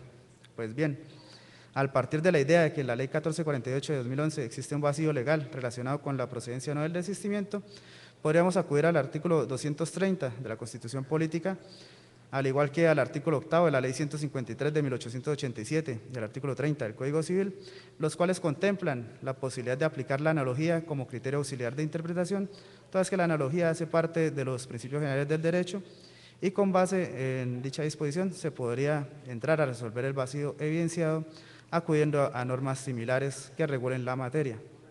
En consecuencia, partiendo de la premisa de que no hay ley exactamente aplicable para determinar si es viable el desistimiento en la etapa judicial del proceso de restitución de tierras, son dos las normas que eventualmente podrían aplicarse por analogía. Estas son, primero, las reglas del procedimiento civil y segundo, pues las reglas que en materia agraria regulan el tema, ya que ambas regulan asuntos de la misma naturaleza, pero dentro de la justicia ordinaria civil y la justicia agraria.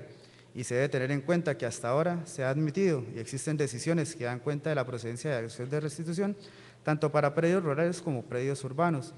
Por consiguiente, resulta pertinente analizar la figura del desistimiento desde ambas legislaciones y determinar con ello un posible parámetro legal para definir su procedencia en materia de justicia transicional civil. Pues bien, en cuanto al desistimiento conforme al procedimiento civil, la respuesta sería clara, por cuanto el Código de Procedimiento Civil regula de manera expresa y concreta la figura del desistimiento. Por ende, el mismo resulta viable si se cumplen los requisitos previstos en los artículos 342 a 345, esto es, si se presenta la solicitud personalmente, se eleva la misma cuando no se haya pronunciado sentencia que ponga fin al proceso, y si el solicitante, en el caso en concreto, no ostenta alguna de las calidades que establece el artículo 343 del Código. En materia agraria, pues acudiríamos a lo preceptado en el decreto 2303 del 89, en la medida que en dicha normatividad se contempla una situación distinta a la regulada en el Código de Procedimiento Civil, que eventualmente podría permitir sustentar una posición en el sentido de que el desistimiento resultaría improcedente frente a los procesos de restitución de tierras cuando se trata de predios rurales. En efecto, la normatividad citada en el artículo el numeral tercero del artículo 16 contempla entre los poderes y deberes del juez agrario de manera taxativa que se debe rechazar el desistimiento de la demanda cuando el demandante goce del amparo de pobreza, y en el artículo 23 ratifica esta posición al referir que no procede el allanamiento a la demanda, el desistimiento de ella y la transacción que hagan los amparados por pobres o que se efectúe a nombre de ellos. Por consiguiente, en materia agraria, además de las limitaciones establecidas en el procedimiento civil, resultaría prohibido aceptar el desistimiento cuando la víctima se encuentre amparada por pobre. Sin embargo, frente al amparo de pobreza, cabe resaltar que, de conformidad con el parágrafo primero del artículo 84 de la Ley 1448 de 2011, en el trámite del proceso de restitución de tierras se debe garantizar la gratuidad a favor de las víctimas, incluyendo la exención del arancel judicial. Por consiguiente, ante la existencia de lo que se podría denominar un amparo de pobreza general, la conclusión a la que se puede llegar es que en esta acción especial se prohíbe el desistimiento cuando se trata de reclamar la restitución de predios rurales. En consecuencia, habría un parámetro legal para definir la procedencia del desistimiento que se concreta en que resulta viable cuando se trata de solicitudes de restitución de predios urbanos y está prohibido en los eventos en que la víctima pretenda la restitución de un predio rural. Por consiguiente, se adoptaría un criterio objetivo basado en la clase de bien que se solicita en restitución para que el juez o magistrado especializado en restitución de tierras determine si procede o no una solicitud en tal sentido en el desarrollo de la etapa judicial del proceso de restitución. Esta interpretación también generaría seguridad jurídica frente al tema del desistimiento de la acción de restitución de tierras en la etapa judicial, toda vez que se impone un criterio netamente objetivo para el actuar del administrador de justicia, el cual sería fácilmente verificable por los sujetos procesales en todo momento y oponible ante decisiones en contrario que se emitan al respecto. No obstante, ante esta conclusión, derivada de la aplicación analógica de la normatividad procesal civil y agraria, cabe preguntarse, ¿será la respuesta más adecuada atendiendo los antecedentes y el entorno en que se está aplicando la Ley 1448 de 2011? ¿Será que la finalidad de implementar y desarrollar legalmente todo un andamiaje jurídico tendiente a otorgar herramientas a la víctima para lograr la restitución del predio que debió abandonar o del que fue despojada forzosamente, es la de que la víctima finalmente pueda encontrar entre sus opciones la de desistir de lo realizado sin que sea oponible esta decisión?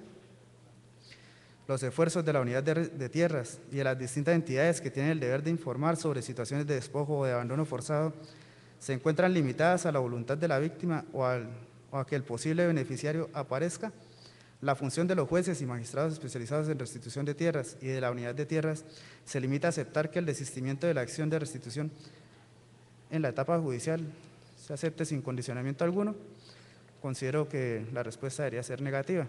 Es por ello que ante esos interrogantes se va a hacer una evaluación y análisis crítico de la tesis planteada y sus consecuencias.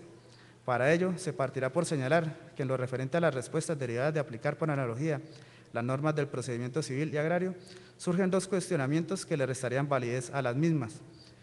Se iniciaría cuestionando la respuesta dada por vía de analogía con las normas en materia agraria, toda vez que frente a la prohibición del desistimiento derivada de la aplicación del decreto 2303 del 89, debe señalarse que dicha respuesta parte de un errado supuesto, en la medida que se están introduciendo normas que hacen referencia a un aspecto frente al cual no existe vacío en la Ley 1448 de 2011, y es el referente a las prohibiciones, concretamente la del desistimiento.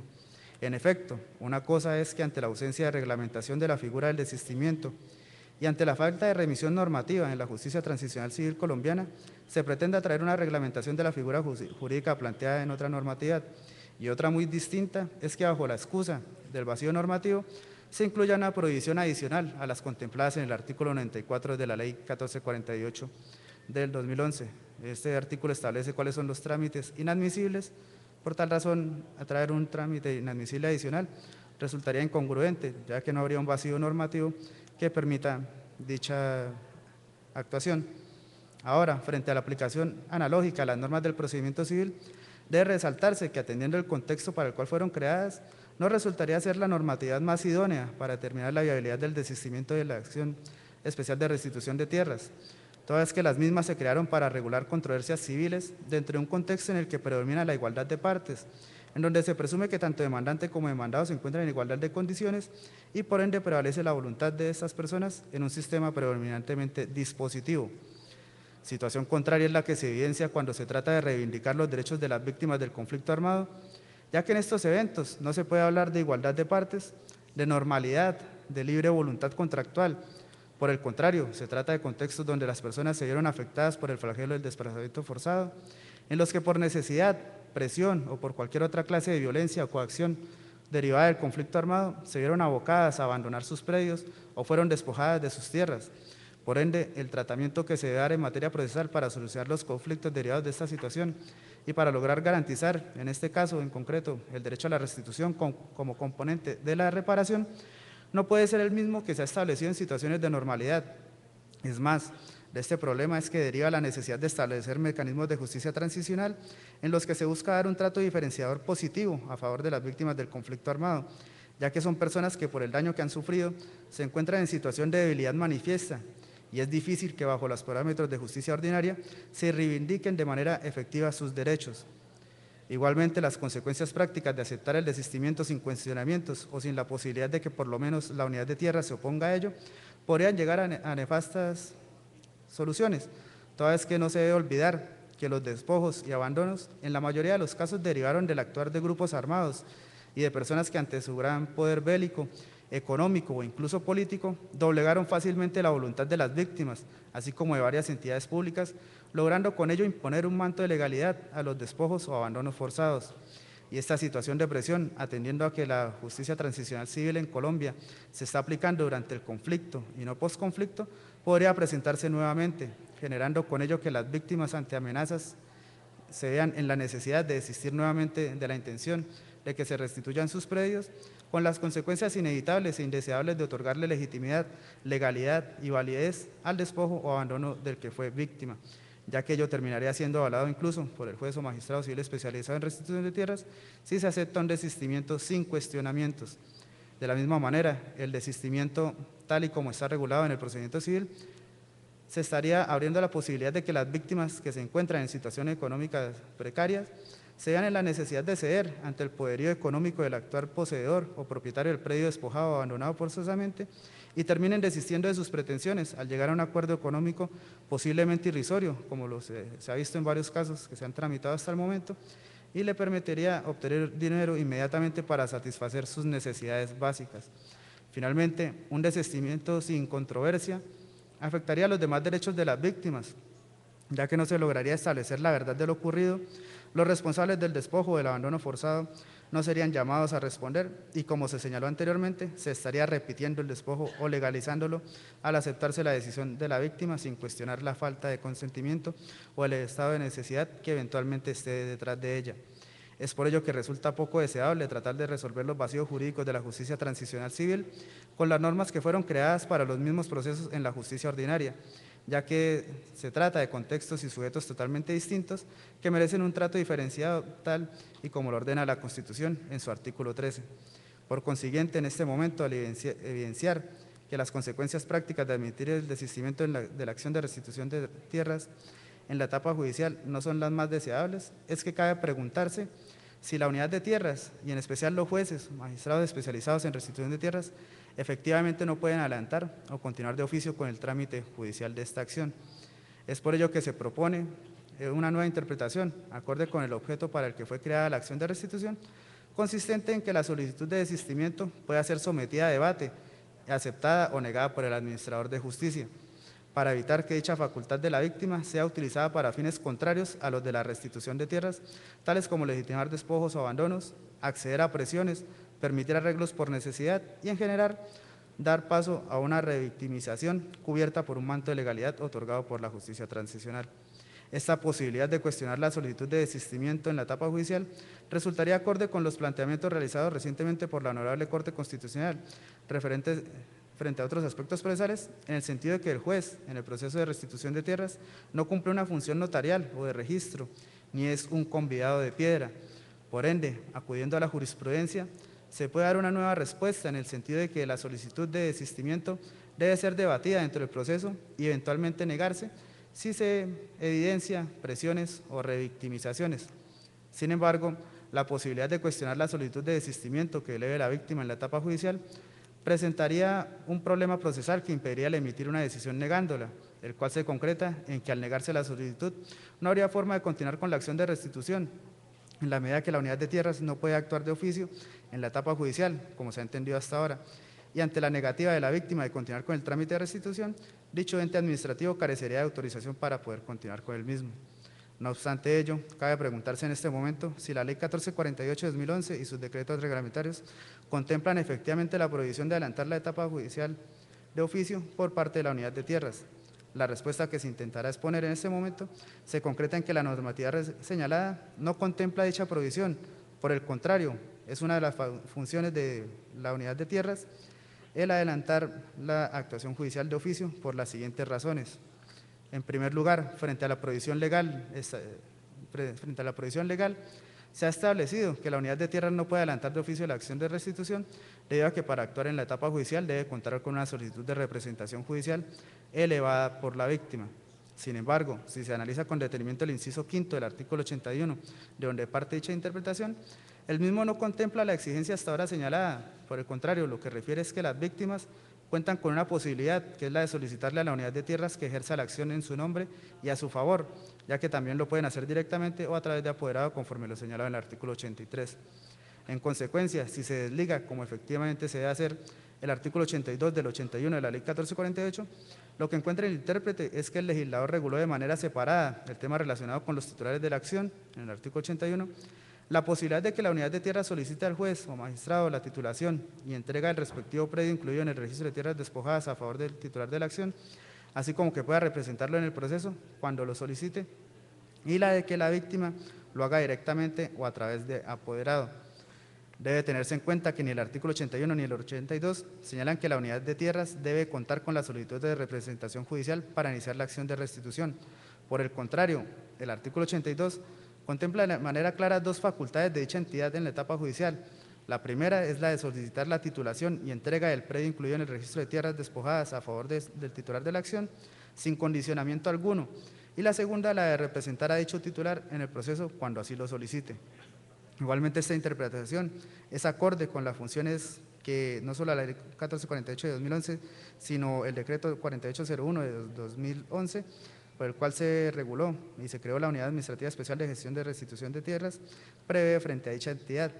Concretamente, este decreto, en el numeral 18, el artículo 16, le asigna a la Dirección Jurídica de Restitución la función de, abro comillas, elaborar y presentar de oficio o a solicitud las demandas de restitución y representar a las víctimas cuando éstas así lo soliciten, cierro comillas.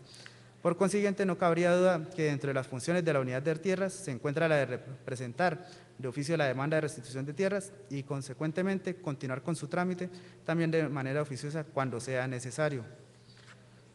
Debe tenerse en cuenta que el objeto de la Ley 1448 de 2011 no es solo el de establecer un conjunto de medidas en beneficio de las víctimas de las violaciones contempladas en el artículo 3 de la misma ley, sino que se pretende con ello que se posibilite hacer efectivo el goce de sus derechos a la verdad, a justicia y reparación con garantía de no repetición, de modo que se reconozca su condición de víctimas y se dignifique a través de la materialización de sus derechos constitucionales, lo cual no se lograría o se dificultaría sustancialmente si se impide el ejercicio oficioso de la acción de restitución y si se acepta su desistimiento sin análisis alguno. Por ende, se puede concluir que la etapa judicial sí se puede adelantar de oficio por la unidad de tierras. Inclusive se logra con estos argumentos afirmar que en vez de existir una prohibición en tal sentido, lo que se prevé es la facultad expresa de que la unidad actúe en tal sentido. A manera de conclusión, atendiendo las consideraciones puestas de presente, se puede señalar que el desistimiento no se encuentra prohibido en la etapa judicial del proceso de restitución de tierras, debido a que no está incluido dentro del listado de actuaciones y trámites inadmisibles del artículo 94 de la Ley 1448 de 2011. Por ende, el titular del derecho puede elevar la solicitud en cualquier etapa del proceso. Sin embargo, también se concluye que ello no implica que se deba aceptar sin cuestionamiento la solicitud, ya que la unidad de tierras puede oponerse a la misma cuando el solicitante inició la acción judicial directamente o a través de apoderado, o incluso puede continuar de oficio con el trámite ante la renuencia del solicitante que inicialmente solicitó su representación judicial. Igualmente se concluye que el papel del juez de restitución de tierras no se limita a aceptar el desistimiento, sino que debe asumir un papel activo en el sentido de que va a analizar cada caso en concreto y practicar pruebas de oficio, incluso como se ha reconocido también por la Honorable Corte Constitucional, y con la prueba recaudada y con el análisis probatorio correspondiente, incluso escuchando a la misma víctima, determinar si es viable aceptar el desistimiento, si el mismo es libre, voluntario, o si se trata de alguna situación de coacción o una situación no deseada. Finalmente, el mensaje que se ha de dejar es que se debe propender porque las herramientas de la Ley de Víctimas y Restitución de Tierras sean efectivas y no simbólicas, toda vez que si lo pretendido es la paz, debemos, previo o concomitante a ella, lograr la reivindicación de los derechos de los principales afectados por la guerra, esto es, las víctimas del conflicto armado, porque de lo contrario, la paz no perdurará y permanecerá en las víctimas un sentimiento de olvido que podría desencadenar en un nuevo conflicto social. Muchísimas gracias.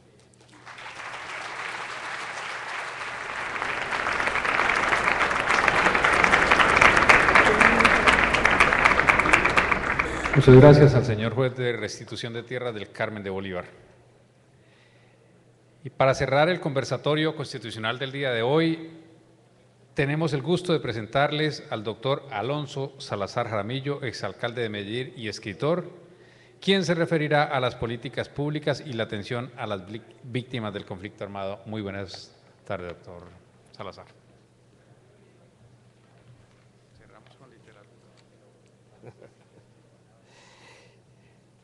Muy buenas tardes. Primero agradecerle a la Honorable Corte, al doctor Palacio, presidente, a la doctora María Victoria, a los magistrados esta invitación. Un saludo a todos los presentes, señor fiscal. Me da mucho gusto que nos acompañen.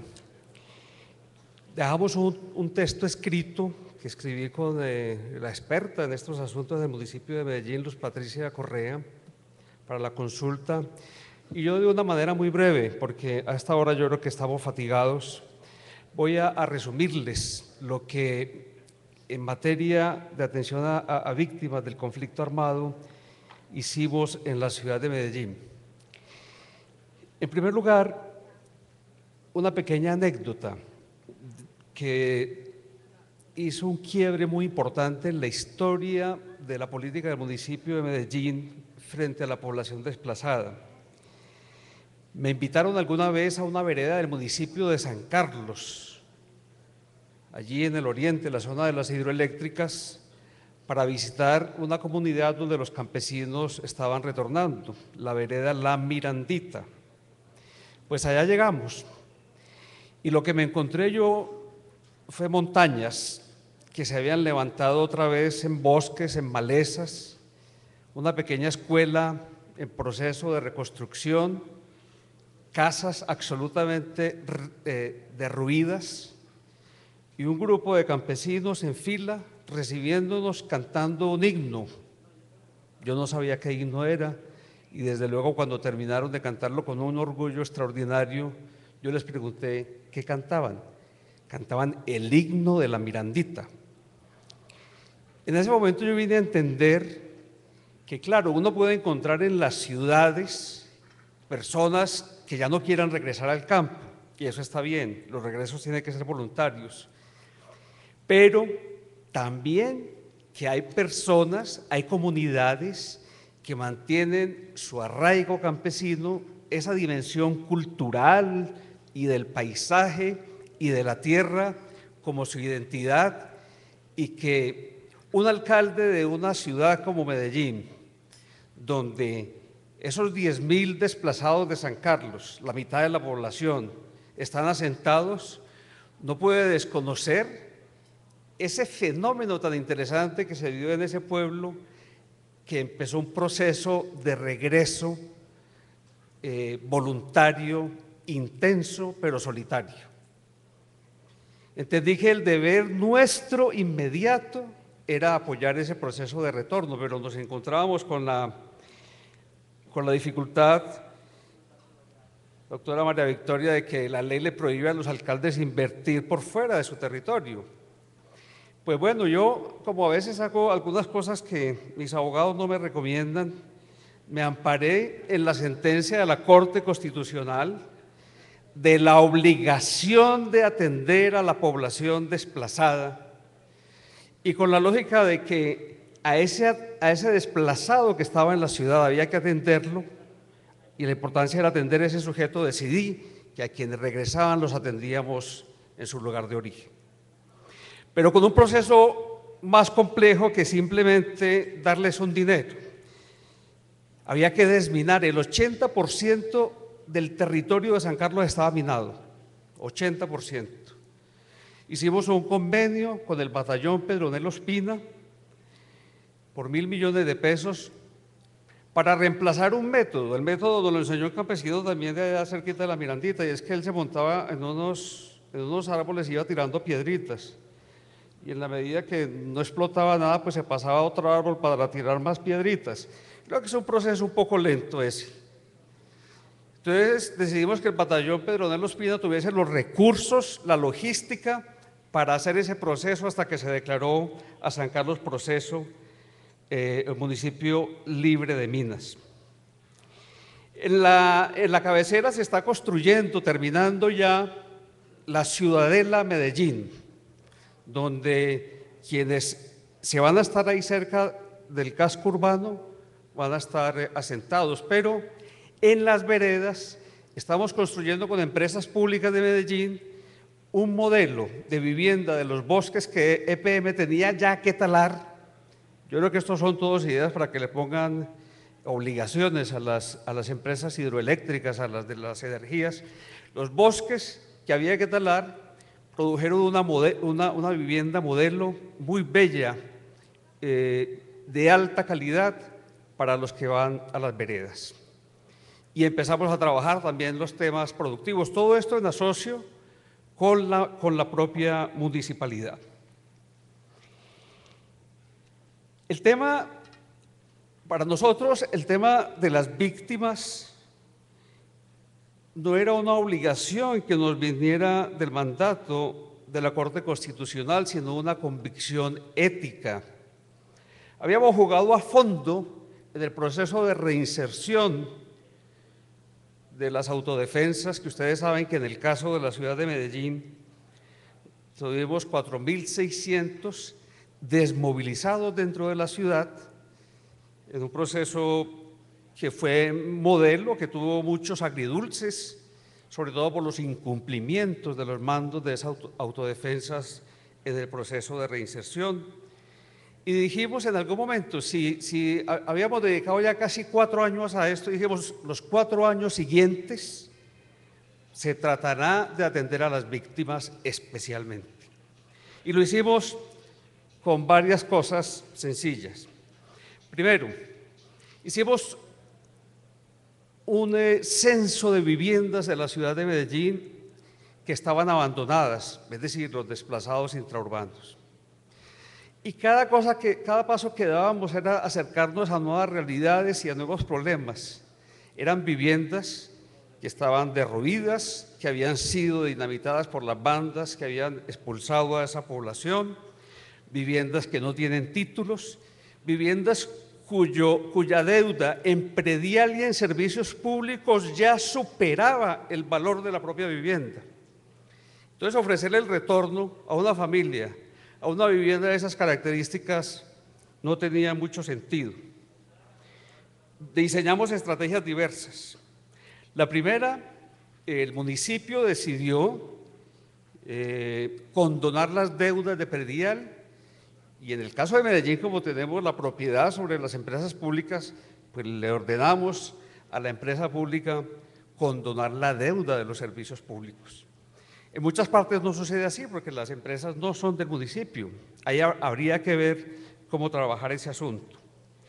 Y luego involucrar a las familias en plan de mejoramiento de vivienda o quienes definitivamente no podían regresar porque habían viviendas en situaciones, en zonas de alto riesgo, pues involucrarlas en el plan de vivienda que el municipio desarrolló. Un total de 2.400 familias desplazadas atendimos en los 4 años con vivienda de las 17.000 que construimos en ese periodo. Pero también introdujimos la línea de la atención psicosocial y nos sorprendió lo masiva que era la asistencia en las comunidades que elegimos para trabajar de manera grupal y con terapeutas ese drama del conflicto. Ahí están todos los dolores y están acumulados, no se han procesado. Eso es como una historia dura en carne viva que esta ciudad, como parte de este país, sigue sintiendo. Y creo que en la parte psicosocial está todo, absolutamente todo por hacer. Trabajamos la memoria. Por aquí está, vi ahora rato el profesor Gonzalo Sánchez, que hace tan extraordinario trabajo en este tema nacional de la memoria. Nosotros decidimos hacer una serie de publicaciones que son testimoniales, un total de 6 títulos, de 6 libros que produjimos con población desplazada e hicimos muchos talleres posteriores de difusión de esas publicaciones. Trabajamos con asociaciones. Doña Teresita aquí representa una de esas, doctor Jorge Iván, una de esas organizaciones de vanguardia, pioneras en el tema de las víctimas, y las apoyamos en muchas de sus actividades. Lo que quiero básicamente plantear es lo siguiente. Habría que pensar cómo las grandes ciudades que han acumulado una gran cantidad de población desplazada la atiende dentro de su territorio adecuadamente si esa población ha decidido quedarse en ese territorio. O cómo diseñar políticas integrales en las que se involucren esas propias ciudades, los departamentos, la nación, las empresas de servicios públicos y empresas que tengan, digamos, una responsabilidad grande en el territorio, como en el oriente antioqueño es el tema de las hidroeléctricas. Allí están EPM, pero también están ISA y ISAGEN, y habría que no solo pedirles que cooperen con la ponchera, con la beneficencia que a veces decidimos dar, sino que haya una corresponsabilidad. ¿Qué le hemos pedido a EPM que se le puede pedir a estas otras empresas? Restaurar las redes de servicios. No es responsabilidad de estas empresas, es la responsabilidad de la nación. Yo creo que se les puede pedir, exigir. La recuperación de infraestructuras básicas para la educación, la atención en salud y este modelo de viviendas para restaurar las que han perdido los pobladores del campo. La reparación y en eso yo creo que las sentencias de la Corte son muy amplias, apenas empieza y tiene muchas facetas, que tendrá unas dimensiones materiales, pero la esencia de toda esta historia está, si vamos a ser capaces de tener política de inclusión de esa población, que se vuelvan a sentir ciudadanos, ciudadanas plenos de este país, independiente del territorio que estén ocupando. Si vamos a ser capaces de que el regreso tenga las seguridades sociales y la seguridad, en el sentido de seguridad ciudadana, que eso requiere. Porque se han recuperado muchas zonas del campo y se hicieron replegar a las guerrillas, pero no se ha asentado el Estado territorialmente. No se hace una reconversión que creo que este país tiene que hacer de un número tan grande de fuerza militar hacia fuerzas policiales que puedan estar en esos territorios como un proceso ya de afianzamiento del Estado y cuya vocación necesariamente es de la policía y no del ejército. En la ciudad se viven cosas parecidas. Les cuento la historia del barrio El Desierto, en la zona nororiental. Aquí está el magistrado José Miguel, que me aguantó a mí muchas quejas de las situaciones que vivíamos con bandas. Y el desierto, cuando yo fui a caminarlo, era un desierto. Muy pocas familias habían quedado. Empezaban estas viviendas a volverse oscuras, mohosas. ¿Ustedes han visto algo que se deteriore más rápido que lo que está deshabitado? Nunca. Eso es así. Y tuvimos que hacer unos planes integrales en los que, desde luego, el asentamiento de la autoridad, la territorialización de la autoridad, con el modelo de policía comunitaria, con un enfoque de derechos humanos, pero también la aplicación de la justicia con unidades especializadas, nos fueron permitiendo recobrar confianzas que se habían perdido y lograr el retorno de la población.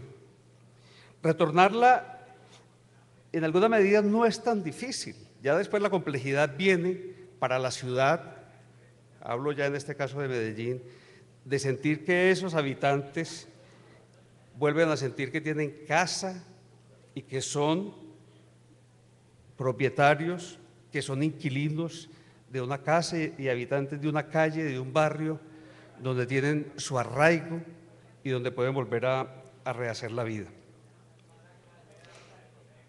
Pero vienen otras dimensiones de la reparación que todavía no entran suficientemente.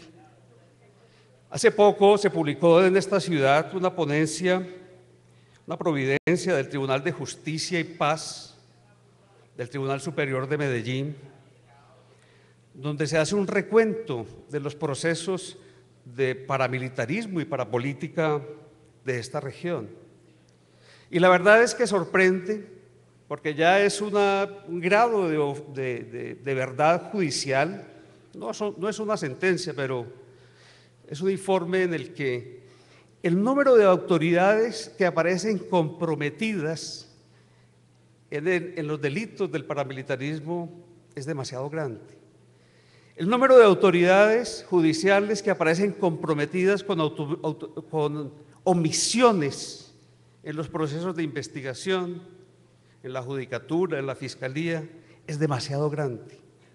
Pero hay un capítulo que ya se abrió en esta ciudad y es el número de dirigentes políticos comprometidos en la empresa de la criminalidad, no por años, sino por décadas, es alucinante.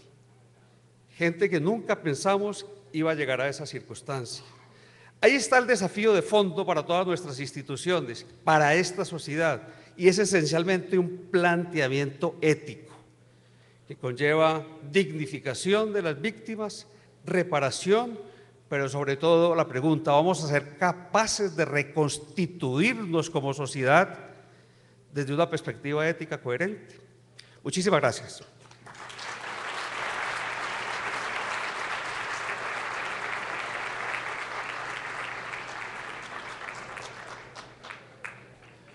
Muchas gracias al doctor Salazar y a los demás panelistas, así como a la moderadora y presidenta de este diálogo por las víctimas del conflicto armado, doctora María Victoria Calle.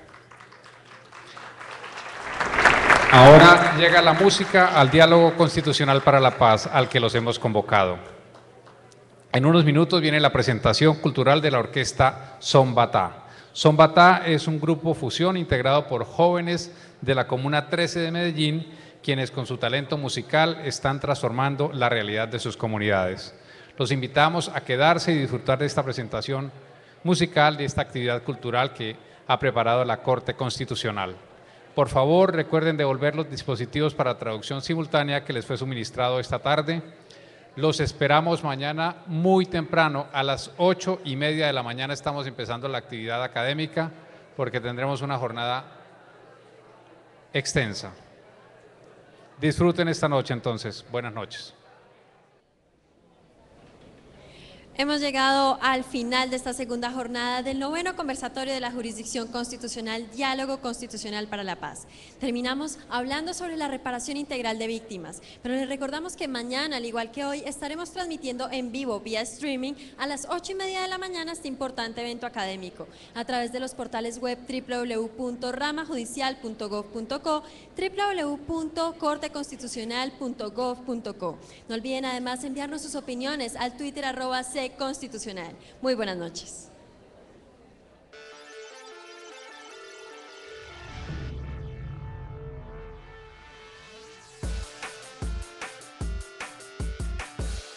Noveno conversatorio de la Jurisdicción Constitucional. Diálogo Constitucional para la Paz.